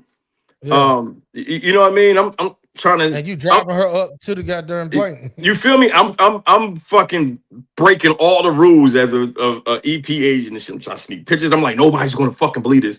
I need this shit for my grandkids, nigga. You know what I'm saying? So I'm sneaking pictures. I got her staff guy with the earpiece, and he's smiling. He like, I see the camera. I'm like, I need this, bro. You know what I mean? Air Force 2 is right there. Red carpet. You know what I mean? Then when her staff member didn't say anything, so then now I'm sneaking video of her getting on Air Force 2 saluting. Nigga, I tried to upload that. Facebook took that shit down. I don't know how the fuck they knew. You know what I mean? But so I was like, I'm gonna just keep that for myself. You know what I mean? Or I would have gave it to you tonight. But yeah. So whenever these celebrities or these clients think they the biggest, nah, man, I'm dealing with people way big. It's a privilege for me to work for you. I'm a bad motherfucker too. I wear many hats. You know what I'm saying? So I don't have to do this. I enjoy it. You leave it up to me. I just go train and shoot guns all day. You feel me? So, and shout out to my brother Phil. He'd be right there too. Hey, psycho killers. I'm trying to tell you, Phil that dude. Shout out to bro. Shout out to Monday Mike. Shout out to everybody on the squad. Kev, everybody. Coach Kev, everybody, Coach man. Khalil, Coach Khalil, whole team. for sure. Whole team. Shout out to Straight No Chase with Jesse Mitchell. You know what I'm saying? Jesse know how to move. I didn't have to tell Jesse what to do. Hey man, shout out to Jesse, bro. I swear to God. I'm gonna say this as we transition and get ready to wind down. I got a few more pictures and video that I want to put up because you said something about Charleston. I want to touch on Barry White too before we leave. Oh yeah. We definitely going. We got time. I just don't want to forget nothing. But I want to say, bro. Them days of traveling the goddamn country with Mike Jr. and these fights, bro. We got pictures and videos. Man, we had some times, bro. Like stories. Jesse Mitchell story. with the commissioner. Like we got a lot of crazy shit. Yeah, that we can do. talk. My story with the edible nigga. Like, Oh my God. Yeah. We like do. we can talk about a lot, man. But I'm gonna drop some of these pictures real quick, bro. Tell us what we're looking at, 3. Oh man, I was hoping these brothers came on tonight. They were supposed to came on. You got, of course, Charleston. We got Skip Crumpler, one of the best cutmans in the game. Skip. Of course, Michael Williams Jr. Shout out to you, champ. You got Black Rambo, of course, myself, and you got Mark Chopper. We were all there when Mike Jr. fought Chop Corley, man. A lot of people thought Jr. was going to lose to Chop, man. It was a great fight. It was a hard fight. We pulled it off, unanimous decision. But that whole night was epic, man. I think we're missing C Nova. C Nova has blew up even bigger. Blew up even bigger, yeah. Yeah, He up there with Adrian Broner and them doing that kick shit. Yeah. C Nova is there. It was just a great show, man. And and C Nova is with AB. Shout out to Michael Williams Jr. Him and A lot of people don't know him and AB was going to fight twice. Yeah. And unfortunately it didn't go down. Right there. That is us just training, man. Charleston had came down. I don't know where the hell you was at that day. That was that other range day that I could make it to. I was out of town. Yeah. This one is just us. We just met up, man. So of course you got Dew in the picture, got Bumpfire, we got Phil. Charleston is kneeling down, got Duke behind on my shoulder, got Mike Jr. next to me. Zoe Chopper is kind of in the back, and then you got Mark Chopper, man. We were just getting some content. Charleston wanted to shoot some guns, man. He can shoot too. You know what I mean? Yeah, you see that man with that long revolver with the shiesty on. You know who that is. You already know. Yeah. Man, this is when we was on one of the details with the brothers, man. Actually, Dewberry had a break that night. We had it covered. You know what I mean? So we all at the hotel, man, decided to just take a picture. We got Dewberry, got you, Phil, Money Mike, of course Charleston, and then myself, man, just holding them down. I don't. Again, they started really good use of real security, man. I think we was the first ones. All right, we're gonna transition. Matter of fact, you want to go ahead on and talk about Barry White because this last video I think is gonna take us out. Okay, so before that, I don't give a fuck what nobody say. Dewberry, if you ever watch this, I think I motivated you to lose some weight, Dewberry. Yeah. Dewberry saw me slim and trim, and Dewberry said, "Fuck that." You know what I mean? But shout out to Dewberry, man. He looks amazing. Dude look real good. But so Barry White, man, I wish Barry would have came on. I know you gave him the invite. I know him and Charleston fell out. It's one of them things where we go back to everybody got to get out of their feelings. Once upon a time, I think Barry and Charleston could have worked it out. You know what I mean? Now I don't think that's not gonna happen. No, I don't think it's gonna happen, man. It didn't went too far. I heard Barry and Charleston then threw blows at each other. You know what I'm saying? I don't know. Once upon a time, you think Barry going with so that's the thing, bro. I don't mean to interrupt, but Barry going with Woody when Woody and Charleston was so-called beefing, and then Barry starting with Charleston and then ending up going with Woody, and they was doing the 20 versus ones and all of that. You think they had a role to play in them not being able to patch it up?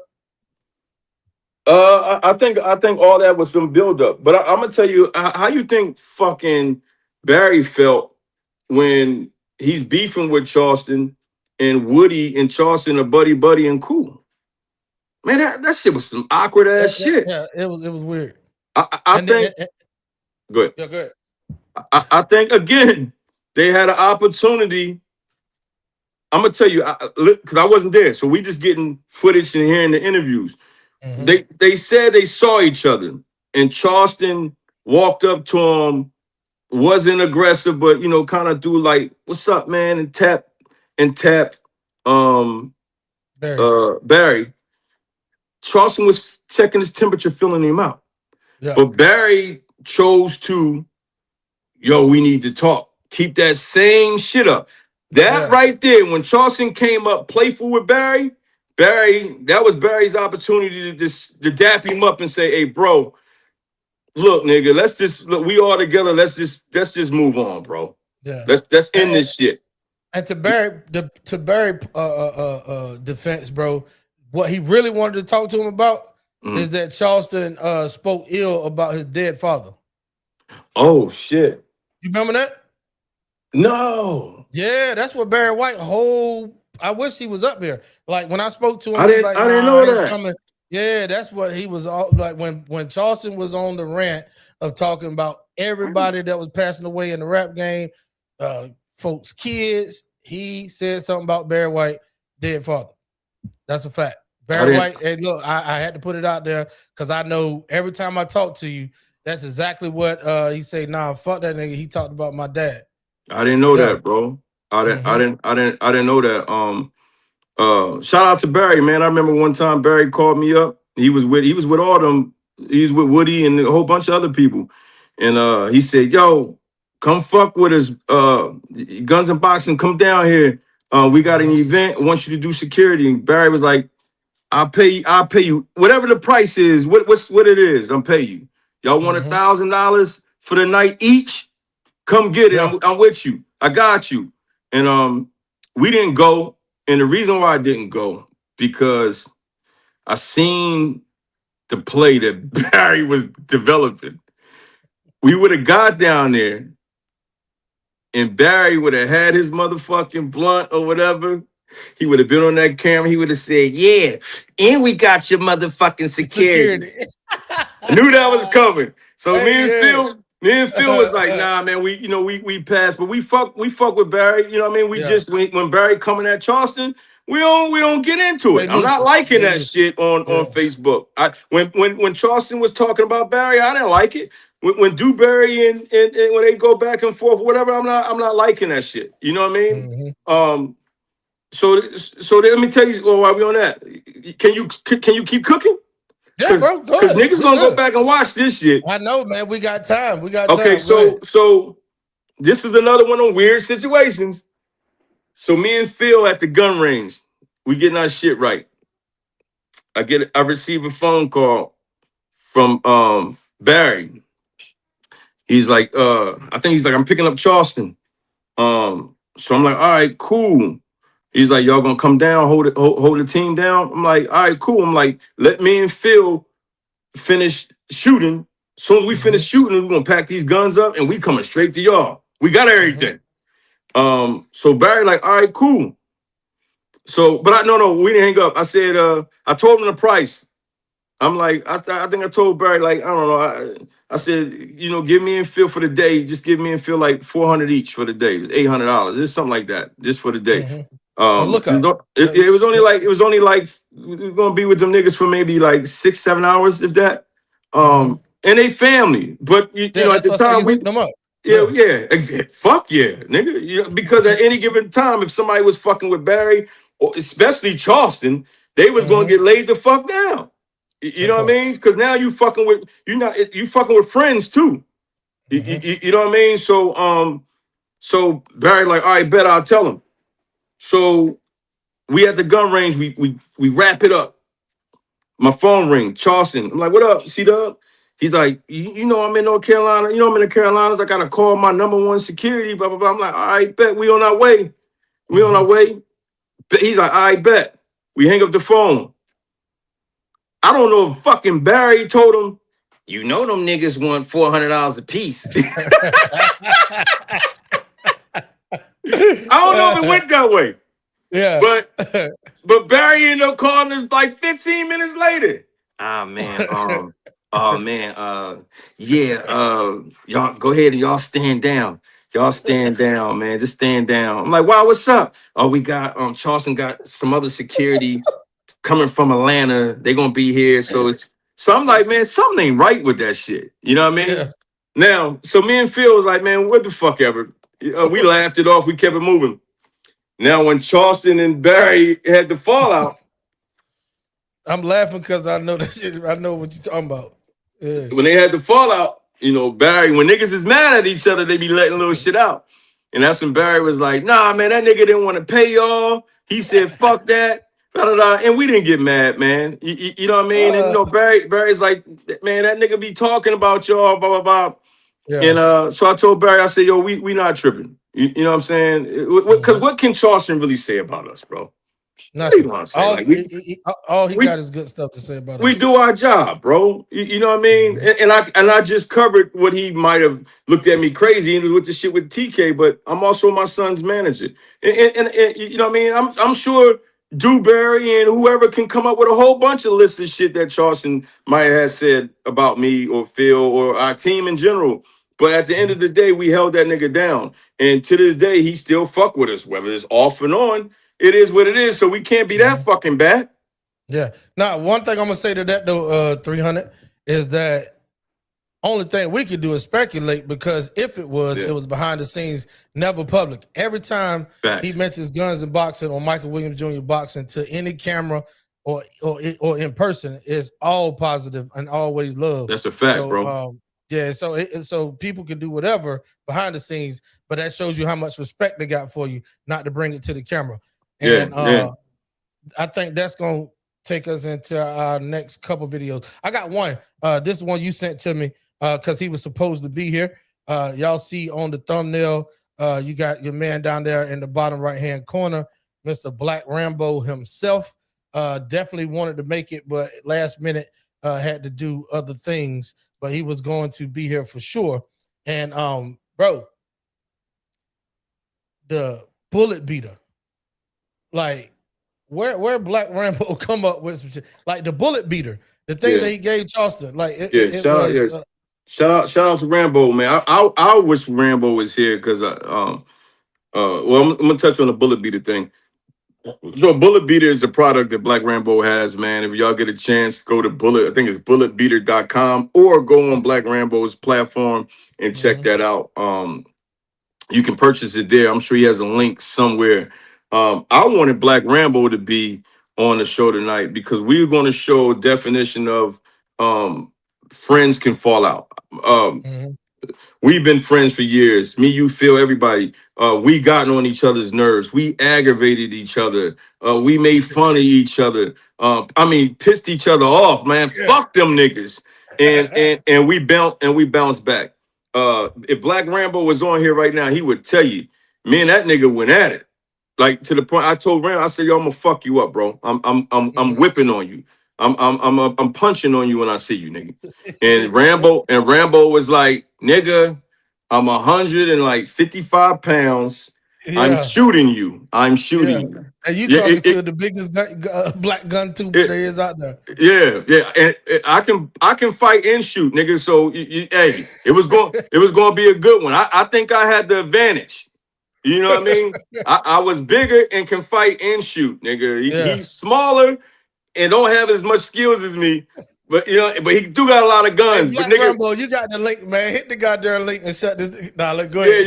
Yeah. So, but me and Rambo was going at it bad. Matter of fact, Mark Chopper was supposed to be on tonight. Mark Chopper even started recording it, some of it. It was bad, but anyway, after it was over, we didn't speak for like a week, and I think me and Rambo just texted each other, or I texted him, and he responded back, and then we hopped on the phone, and this nigga told me he was going to kill me, like, you know what I mean? Because I was going to whip on him. So me and Rambo, and we back tight, and I don't fight my friends, bro. I don't fight I don't want to fight my friends, because if I get in a fight. It was fucking hilarious. You got to hear the audio. If Mark was here, he would have sent it to you. Y'all would have been on the phone screaming, laughing. I feel like if I got to fight my friends, then I'm gonna treat you like a nigga on the street. I'm going all out. You know what I'm saying? And I don't want to do that. I don't believe in brothers fight. You know what I'm saying? We can argue and have misunderstandings and disagreements, but as grown men, when we start throwing hands and busting each other up, man, I ain't your friend no more, nigga. You know what I'm saying? And especially if you start beating me, nigga, I'm gonna kill you, nigga. I'm not trying to lose, nigga. I'm Michael Williams Sr., nigga. Fuck is I look like losing, nigga. You know what I mean? They'll put that shit on my son's record. Mike Jr. If I lost, they're gonna say Mike Jr. is 23-2, nigga. Yeah, he's stupid. So anyway, I wanted to, if Rambo, you can patch some things up, bro. You're not gonna always agree with each other. You can work some things out, man. But yeah. Yeah. Here go Blacq Rambo presenting the gift to Charleston White, man, and shout out to both these brothers. I'm about to get that boy a bullet beat, you know what I'm saying? I gotta put my hands on his mind right here. Bro. Say, what's up, man? The black superhero, Blacq Rambo, what's up, man? I just see you all the shout out on man. Man, I always, man. You like a gun mentor. Yeah. I follow what you buy and what you promote. So. I got something else I gotta show you. Okay. But look, man, I got a bullet beater for you, man. Check this out. Already, what's the show? That's a bulletproof vest that I need. Stop a 44 mag on down. Oh yeah. You know you be talking crazy and stuff on the internet and stuff. So excuse that. Yeah, shout out to Bo, man. I sent the links out. You know what I mean? Nah. So we'll give him a round of applause for even making the effort. Yeah, man. So this last one, bro. Hold on. Shout out to my man Mark Chopper too. Mark, solid brother. Every time I've called Mark Chopper, he's been there for me, bro. Every time. Love Mark. He has Chopper Day coming up in South Carolina. Al, you gotta be there, bro. It's going to be I'm gonna crazy. try to make this one, bro. Yeah. Shout out to Mark. Got Chopper Day coming up in October, man. I don't know the exact date, but if you go to any of Mark Chopper's social media, they got Chopper Day tickets there. So you can buy them and hope to see everybody there. We'll be there. Facts. If it's the first week, I don't know. That's my birthday week, and I already know I'm gonna not be in the United States. We already got that one planned.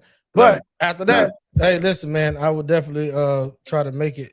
I know it'd be on Saturdays. You know, Saturdays is our busiest day at the job.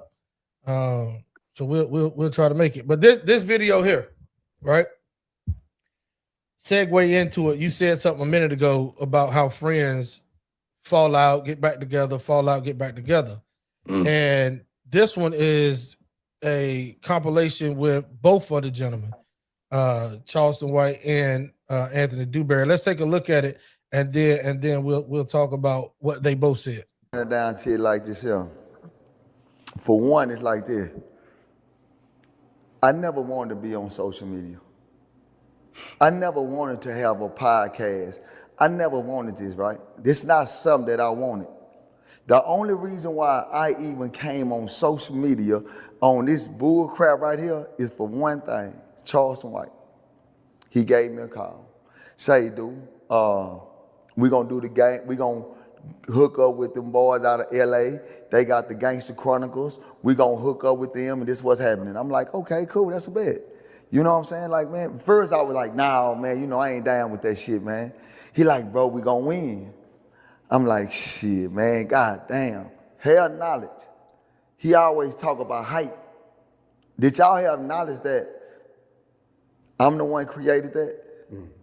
Oh, y'all didn't even know that, did you? Exactly, right? Because guess what? I created that.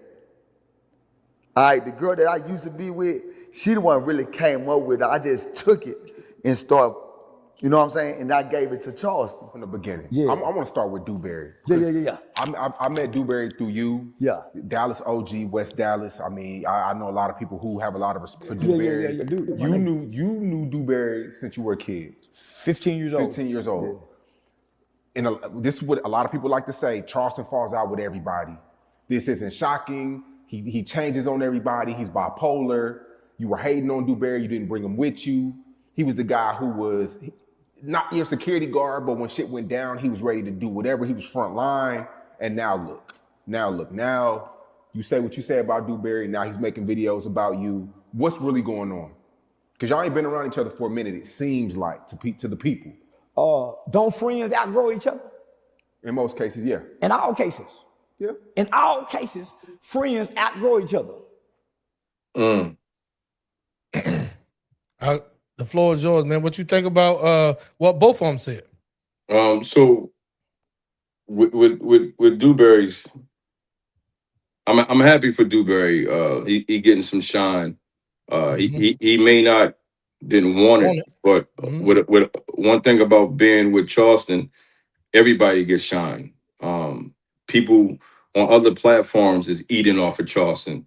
These motherfuckers don't like him, but guess what? He's the main topic on their podcasts. If you don't like him, don't mention him. You know what I'm saying? Dewberry's a good friend, man. I like the respect that he's still showing Charleston, and that's a real friend, man, because he's leaving that room for recovery, and I believe they will get back together. I think they're stronger together. I think this right here shows that people are interested in both of them together. You know what I mean? Motherfuckers don't fuck with each other. No, don't nobody care.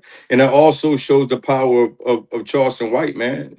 We all are getting some shine off of Charleston, bro. Now going to Charleston, that was powerful as fuck. When Charleston said, very powerful.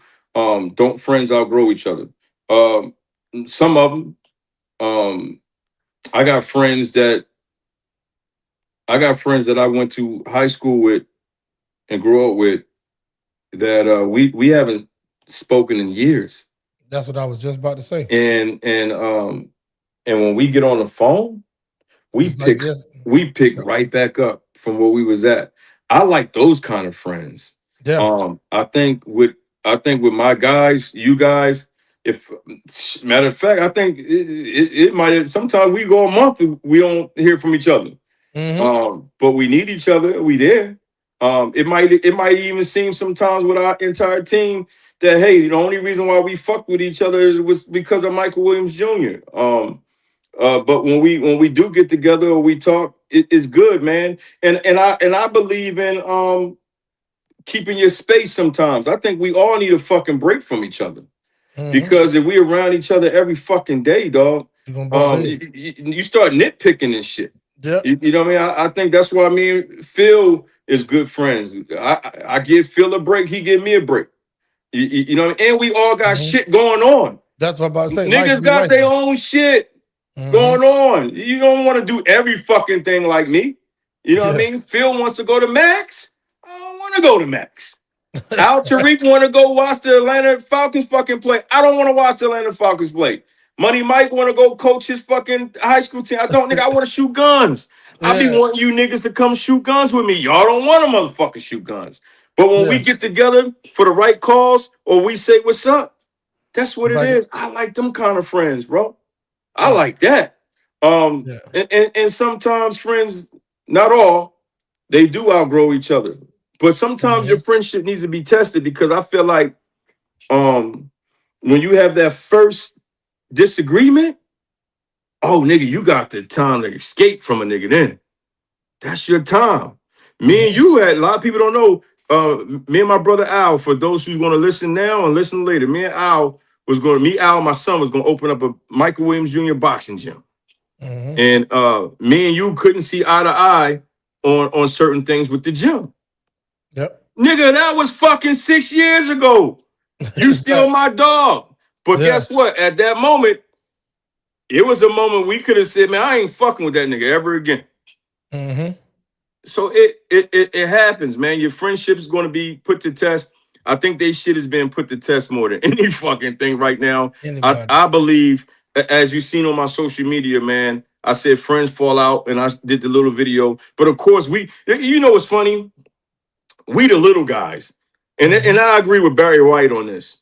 You got all these people picking up this story and talking about it as if they know Charleston and Dewberry, and they don't even have the same fucking experiences with those guys at us. But Say Cheese ain't reaching out to talk to us and our side or Barry White's side. Or talk about that though. I gotta bring that out. Oh yes, yeah. So they're not reaching out. They're not reaching out to the real ones. And if they were real journalists or they followed, because they seen us with Charleston. Like sometimes you gotta say, who is that nigga right there? Well, Why is he in these pictures? Real life street stars said it. Yeah, shout out to Real Life Street Stars. Because we the ones who seen some things while everybody fucking guessing. Because I knew this wasn't a play. If this was a play, this was a hell of a fucking play. Because a couple of months ago, Charleston had already said to me that Dewberry did some bullshit. He told me this months ago. You know what I'm saying? So it is what it is. But so I want to close out that on that. Now I want to talk about some funny shit that happened with us. That we could have been in our feelings with. So years ago, my brother Al, the VP, he had a budget for us. Al hit me up. This is for the listeners. Al hit me up, and he said, "Hey, bro, they know me as TMAX, but you good." TMAX hit me up. TMAX hit me up and said, "Hey, I got about $5-6 grand. I'm willing to go 10 if I got to." He's like, "Get in contact with Say Cheese. Ask V. I want Say Cheese to interview the whole crew, the Wu Tang, starting with Mike Jr. Giving Mike Jr. a little segment on him, and then start interviewing the guys that are around him." I said, "Okay, cool." I told Charleston about it. I told V about it. We was gonna fucking pay them to be on a platform. I don't fucking, like a founder's fee. Like and give Charleston a finder's fee and V some money too. And I don't know what the fuck they didn't. I don't know. Maybe Sean Cotton don't even know. Yeah, but he might have heard of it. Yep.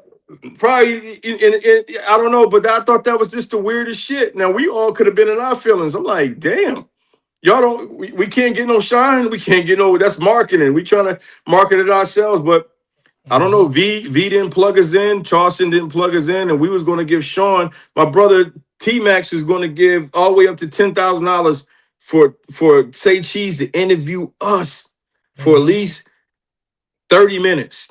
Yeah. To break us all down. So many of us that's the reason why. Because I'm like, he don't have to do it. But for money, a businessman would, right? He couldn't have heard of that one. Who turns down almost 10 grand to interview some niggas who are close with Charleston? It ain't like we were some random niggas. Yeah. You know what I mean? I to this day, that's a mystery. I don't know. Maybe V can ask us what happened. You know, Charleston never elaborated on it. He knew about it.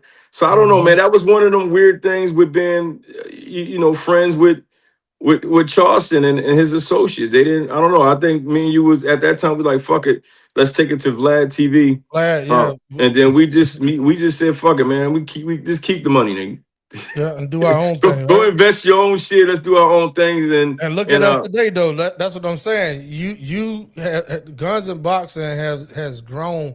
Bro, Range Day, people still talk about Range Day, the first one, right? The big one where you had over 300 and some people drive in from all over carrying all their ammunition, all their weapons, and bringing them down to the range. You had Blacq, Rambo, Mark Chopper, you had every gun tuber that's popping was there. Lady Wick, like it was a lot of people, bro.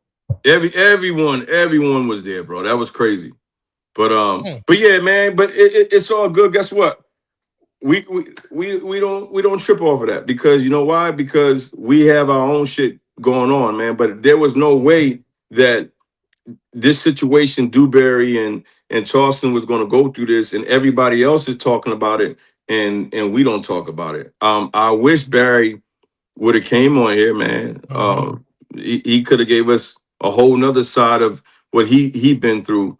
And went through. I think Barry might be waiting on somebody bigger to reach out to him, but that might not ever come, bro. May not. Because now after this, nigga, we shutting it. We ain't talking about this shit no more. Yeah, no, I'm done. And Barry, if you heard what 300 just said right then about me getting ready to give Sean Cotton money, and you thinking that I'm finna pay you to come up here, you crazy as hell, homie. Now I'm messing up. I'm messing with Barry. No, me and Barry got a real relationship, love-hate type shit, but it's all love, man. We mess with each other all the time. And I know why. Because when we first met Barry in the hotel lobby, right, and him and his guy, which was a taller gentleman that was like Barry White security at the time, Barry ran up to Charleston. And I just happened to be the first person closest to Barry coming up to him. and I yanked him up and was like, yo, what the fuck are you doing? And then me and him had an exchange. You remember that? He started popping at me then. That's the first time that me and Barry White had a conversation. He was like, who this nigga? Talking about me. Who you think it is? I'm like, then 3 was like, oh no, that's the promoter. That's Barry White. So I was like, okay. Now me and Barry understand that we always gonna go at each other, man. So shout out Barry White, shout out Columbia, South Carolina, shout out the whole state. Y'all just stay separate. It's not the Carolinas. Stop trying to be a part of North Carolina. It's North Carolina and the South Carolina. We know the Panthers may practice down there in Spartanburg, but play in Charlotte. But Barry always trying to be like, no, the Carolinas. No, South Carolina, North Carolina, man. Yeah. 3, you got anything else you want to say before we get out of here? So it's strength in numbers. So I get what Barry is doing. Hey, you know what I mean?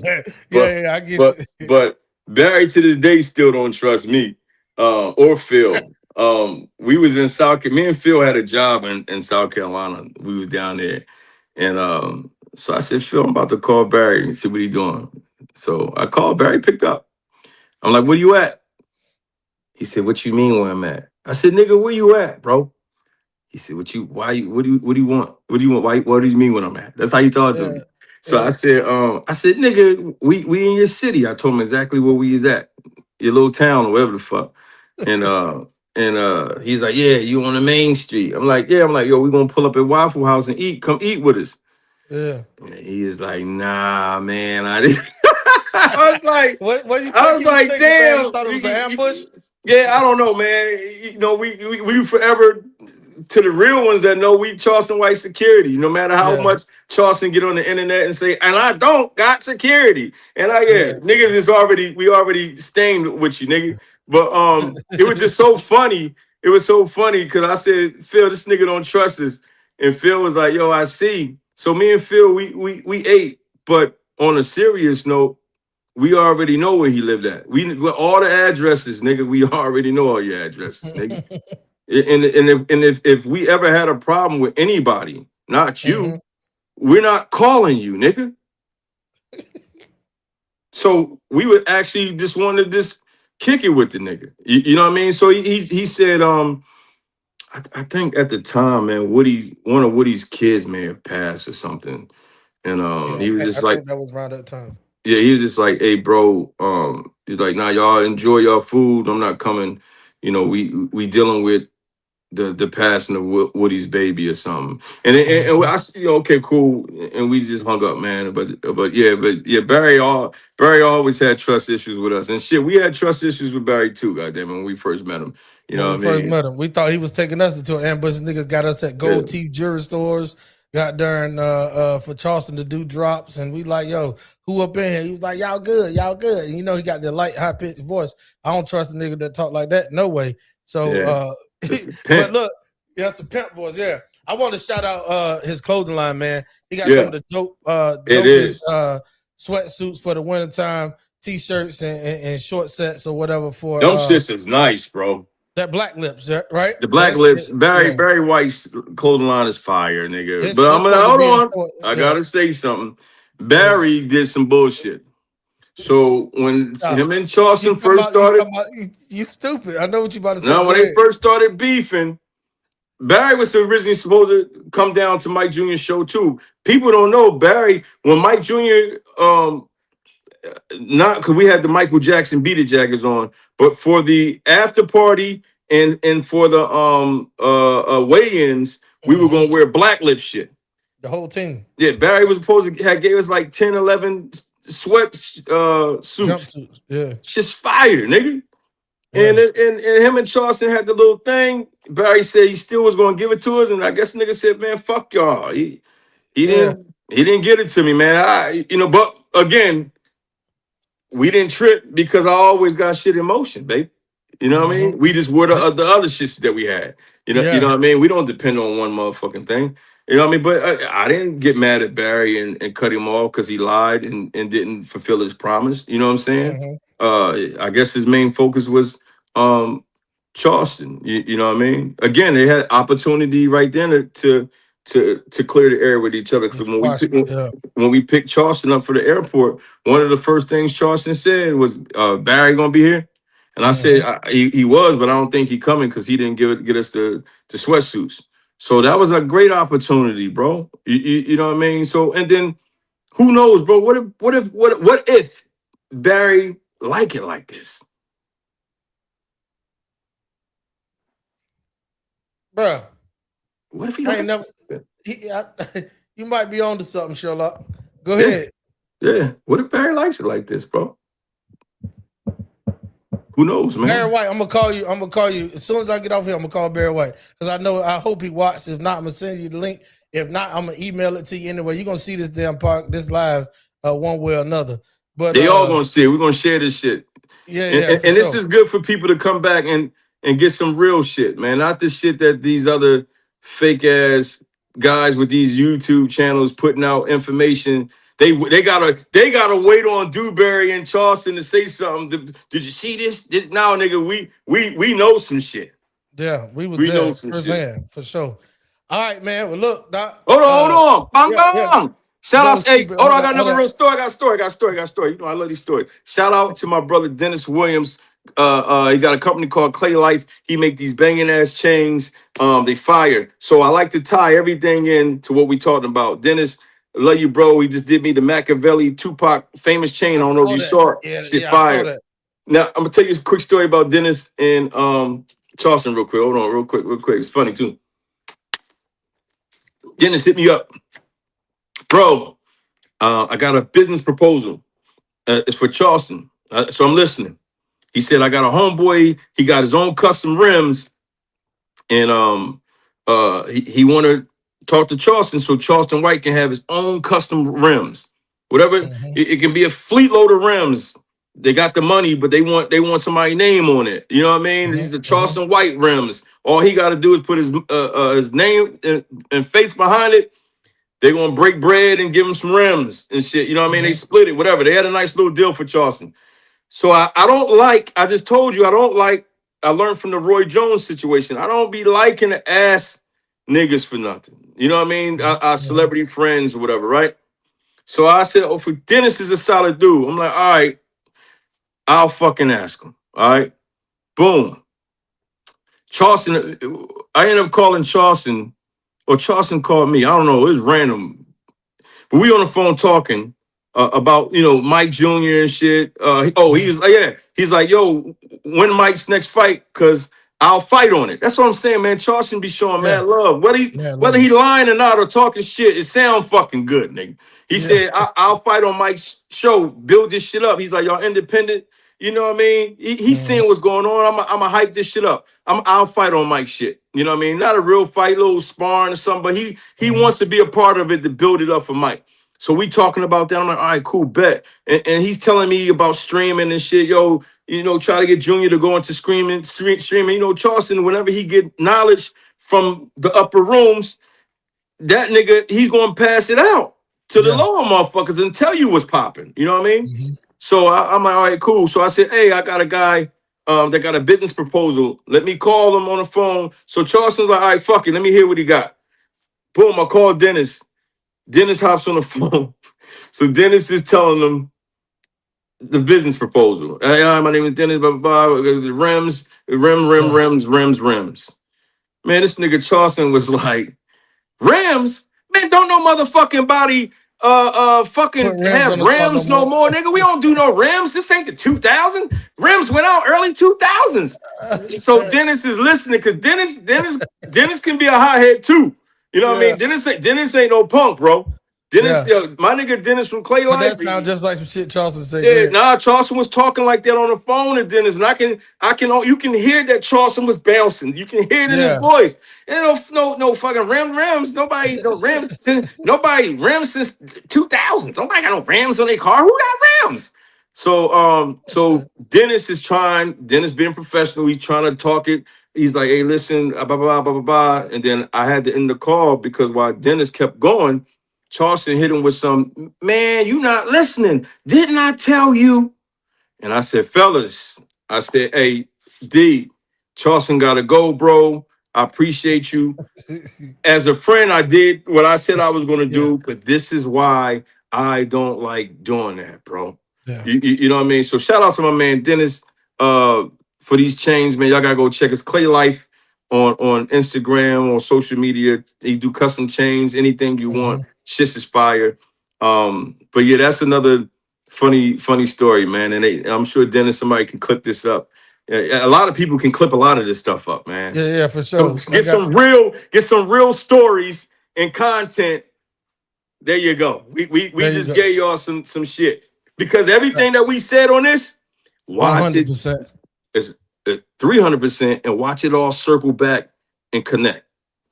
Yeah, if they I won't be really surprised know. if that be coming very soon because I'm hearing how Charleston and Dewberry is actually on the downslope of this. Like they've already done all the interviews. They've already put out some real behind the scenes shit that I didn't even know about, you know what I'm saying, personally. Yeah. But then you hear at the beginning of that clip I played when Say Cheese or whoever said, let's go ahead on and start talking about Dewberry. If you heard what Charleston said, my nigga. He said, I want to start with Dewberry. He goes, my nigga. Yeah, so absolutely. Come on, man. And I want to add this too. Yeah. It's crazy.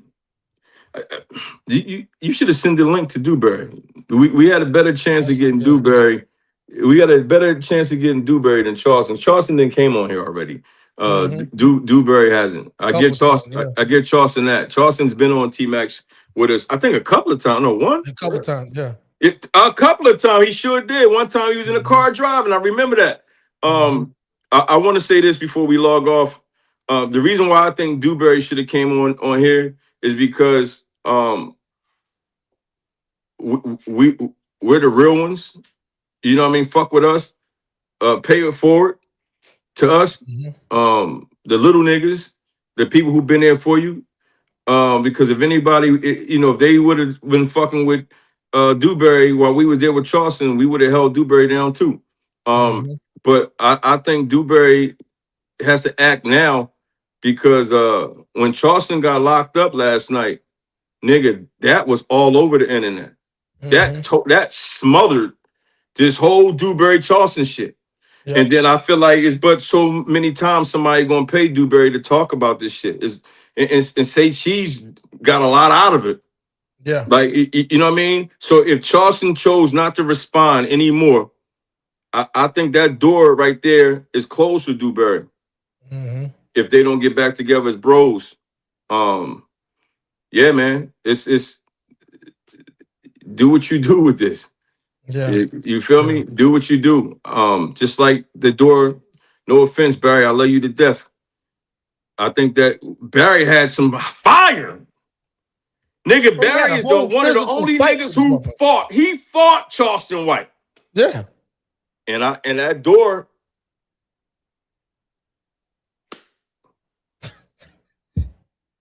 He could have took it and ran with it. The nigga who actually threw hands with Charleston White did not get picked up on no major platform. And both of them niggas the same size, the same height. They would have been perfect in a boxing match. Hey, we might got to put that one on.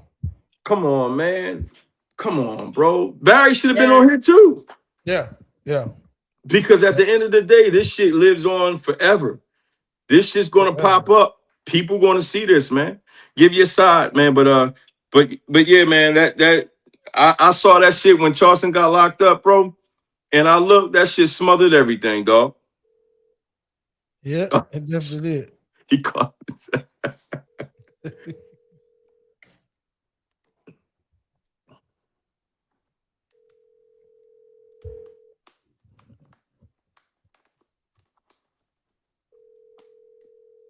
Yeah. Hey man, I got 300. We live on air right now, bro. We just did 2 hours, giving guns and box and take on this Charleston. The people can hear you, bro. You're on speaker. We just want to shout you out, man, with a lot of stuff that you went through. Anything that you want to say, Barry can hear you. Hey, tell Barry we gave him a lot of props, man. We fuck with you, Barry. I wish you would have been on here tonight, bro. I'm sure you'll play this back when you get time, or you might not. But we definitely fuck with you, bro. And I know sometimes that it seemed like we didn't fuck with you, but you had to remember, man, when we all in that circle and people are going at it, we just choose to stay out of it. You know what I mean? But we definitely gave you props tonight, bro. You'll see, man, when you watch this, if you ever watch it. But I think you should have came on with us tonight, bro. Because we gave a lot of inside stuff that the people don't know about. And I told TMAX, I told Tariq, I told him it's a shame that niggas like me, you, and Al, Guns and Boxing, and Barry White, the ones who travel with these niggas, know a lot of the inside shit, and no major platforms is reaching out to us. Yeah. I also said you're one of the only ones that ever physically fight Charleston White, and you're not. You should have been on every fucking major platform. So and because you're not, this is why I think you should have been on here with us, man, because that didn't make any sense with me, bro. You know what I mean? So, but shout out to you, champ. I don't know if you can hear me, but yeah. Yeah, no, he hung up a long time ago. So shout out to that nigga hung up, bro. That nigga went boop boop. Hey, look, so check this out. Yo, I think his phone died. No, his phone. Hey, we're gonna give him benefit of the doubt. His phone died, but that nigga hung up, bro. So look, we're gonna. Hey, where did he hang up at? What did I say something wrong or did I say something truthful? Where did he hang up at? I thought that was good. That was great, bro. I don't think you heard none of it until you watch the replay. Because as soon as I said we on live, you got anything you want to say? You know what I mean? 3, he can hear you. Boop boop. So like, oh man, made me waste my breath, nigga. But look, check this out. I think that was a good clip for Barry though, because you did give, you gave him something that I really don't even think he thought about. And it ain't talking about going and just chasing some clout because he got in a physical fight. Nigga, people want to know, can he throw hands? Like that boxing match he did with Adin Ross and them, that don't prove shit. I saw Charleston throwing hands and I'm like, nah, bro. Like that ain't it. I want to see him and Barry in the ring with 8-ounce gloves on. So to be honest with you, I don't want to see. I don't want to see that.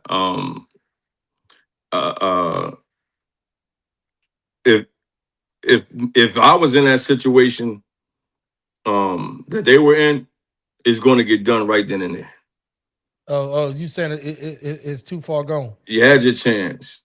Barry had his chance. That shit was on fire, and then you don't have no footage. So wherever y'all was at, no cameras, you know what I'm saying? No nothing. Or I can whip a nigga ass in 5 seconds. In 5 seconds, I'll fuck you up bad. Where you're not going to even be able to continue your show, or when you try, you're going to have to be off the internet for a few weeks to heal up. Yeah. So what kind of fucking fight did they really have? Yeah, but somebody Barry had a witness that said that Charleston had like a black eye or not or something. You remember when Barry had his witness pop on one of the podcasts? I saw that. I think Charleston went live and had his face real close to the camera like this, showing it. Yeah. I don't fucking know what they got, but if I hit them niggas, you gonna know. Yeah, bro, that's 5 weight classes less than you, bro. I don't discriminate. you know what I'm saying? I know especially if they disrespecting each other the way, you know, Charleston said the nigga went to Charleston's son, yeah, or some shit. So nigga, weight class. Oh, I didn't know it was weight classes with in the streets with disrespect. Yeah, it's not. Man, God built me perfect. I'm big enough to fight the little niggas, and I'm big enough to fight the big niggas. So, with that being said, bro, we're gonna wind on down. We passed that 2-hour mark. Listen, we gave them great commentary on Inside Scoop, bro. And shout out to you for pulling up. Dewberry, goddammit. I know, right? Nah, he ain't gonna answer. He probably on TikTok Live. Yeah. So look, check this out. With that being said, anything lasting that you got to say to the people over there, and shout out to, before you say anything, I want to personally shout out somebody that's close to us that I actually followed behind in this content creation space and this podcasting space, man. Shout out to Donnie Hall. with the people's show. Man. Shout I out to do want to D. shout you out, champ. Shout out Donnie Hall, bro. And 'Cause what's his partner's name? Damn. Oh yeah, I can't think. I got him in my phone somewhere. Fuck. I can't think of my Shout man's out to name. Donnie Hall on this part. I know his name. That's the producer. Yeah. Damn, that's a. I had a Jay York. Jay York. Shout out to Jay York and Donnie Hall, man. We show love to everybody, man. This is good, man. They're gonna watch it. They're gonna come back and watch it. Matter of fact, give me some clips. We can clip this up. I'll clip it up and get my own and put it out there. Whatever you send me, the world gonna see it. That's a fact. The world gonna see it, man. Damn, Barry, you like that now? Damn. Hey, if you'd have called him, he might have stayed on the phone for 3 seconds more. You know what I'm saying? If Barry was going to hang up, Barry wasn't going to even answer if I fucking called. The nigga didn't even. He thought you was in the bushes waiting. Barry mad, but I didn't know Charleston said something about his He did.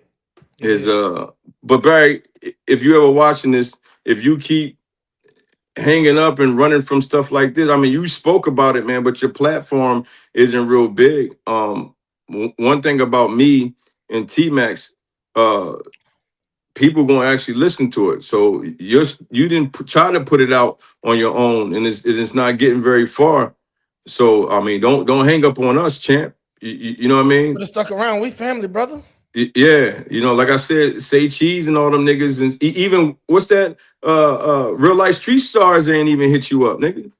And you hanging up the phone on us, and we saying positive shit. But Barry never said nothing negative about us though. Nah, man, him just go back and forth messing around. Yeah, I know y'all do, but Barry never shitted on guns and boxing, man. But I was shocked that he hung up though. But it's cool. Shout out to Barry, man. Again, I can't tell a man how to feel because nobody ain't say fuck my dead mother and stuff like that. You know what I'm saying? So I can't tell niggas how to feel, bro. Yeah. I mean, again, I'm sure after this interview, some of the stuff we said, we only speaking from our perspective. I'm sure Charleston can break down all the shit that we said and throw it right back at us and say, you don't know this person, you don't know what they did, you don't know, you know what I mean? So all we can do is just get the side that we seen in our experiences, you know what I mean? That's it. Got a story. Yeah, it was dope. It was good. It's good to get ours out because again, these major platforms are not calling the real ones. They guessing. Yeah. We gave some good stories that these niggas would never even know. You know what I'm saying? So and Barry had a chance to come on here and do his thing, man. Didn't he come on your show one time and talk about this a little bit? Bro, that's what I'm trying to say. He came up here before and talked about it. You know what I'm saying? With me and D. Me and D had Barry up here. Barry was freely talking about it. But you wasn't even advanced like this. Your shit didn't grew. Bro, you see the evolution, man. I appreciate you, champ. You know what I'm saying? Yeah, your shit fire, bro. And man, I'm glad you said that at the end, and I thank you for that. Shout out to Black Man Unfiltered Network, bro. My man BMU over there at Black Man Unfiltered has helped me a lot. He's the only one out of this YouTube space that has been in this space before me. That I told him, I said, look, champ, I'm just getting here. I ain't a YouTuber. I ain't gonna claim to be one. I'm just a person that love to have the conversations that need to be had because TMAX Network stands for the Minority Asset Exchange. It's a few of us that's bold enough to be who we are, say what we want, and don't care what other people think about it. So shout out to Black Man Unfiltered Network. Shout out to JT. Shout out to R. Payne. Once again, shout out to Jay Prince for president with the Black House. Shout out to my people, Chrissy True Blue. Shout out to Chantel. Shout out to Ashley. Man, love y'all to death. And look, we're going to keep rocking this thing. 2026 ain't even over yet, 300. But guess what? I had a gentleman reach out talking about putting us on Roku TV and Fire TV. I saw that. We literally are in the talks for that, man. So I appreciate. I'll give myself some goddamn hands. Congratulations, champ. Hey, I appreciate you, man. With that being said, 3, thank you for pulling up, bro. Always a pleasure, my brother. And I say my brother because you know that's what we are. Yes, this sir. has been another episode of the TMAX Network, the Content Creators Lounge. We up out of here. Hold up. That was a dope ass ending. And go ahead. Shout out to Be More Calculated. Peace out, y'all. We go. Father God, I come before you today, head bowed and body bent. TMAX, I'll give it up, give it up, give it up, give it up, give it up. Thank you, thank you, thank you, brother. Lord, I want to thank you that last night my bed didn't become my cooling board.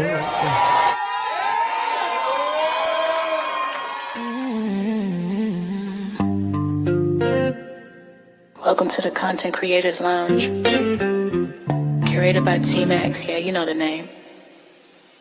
Powered by TMAX Network, where creators speak freely and authentically.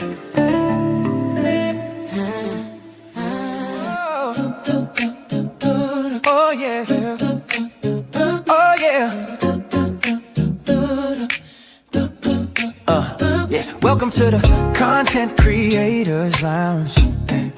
TMAX set the tone, let your guard come down. Yeah.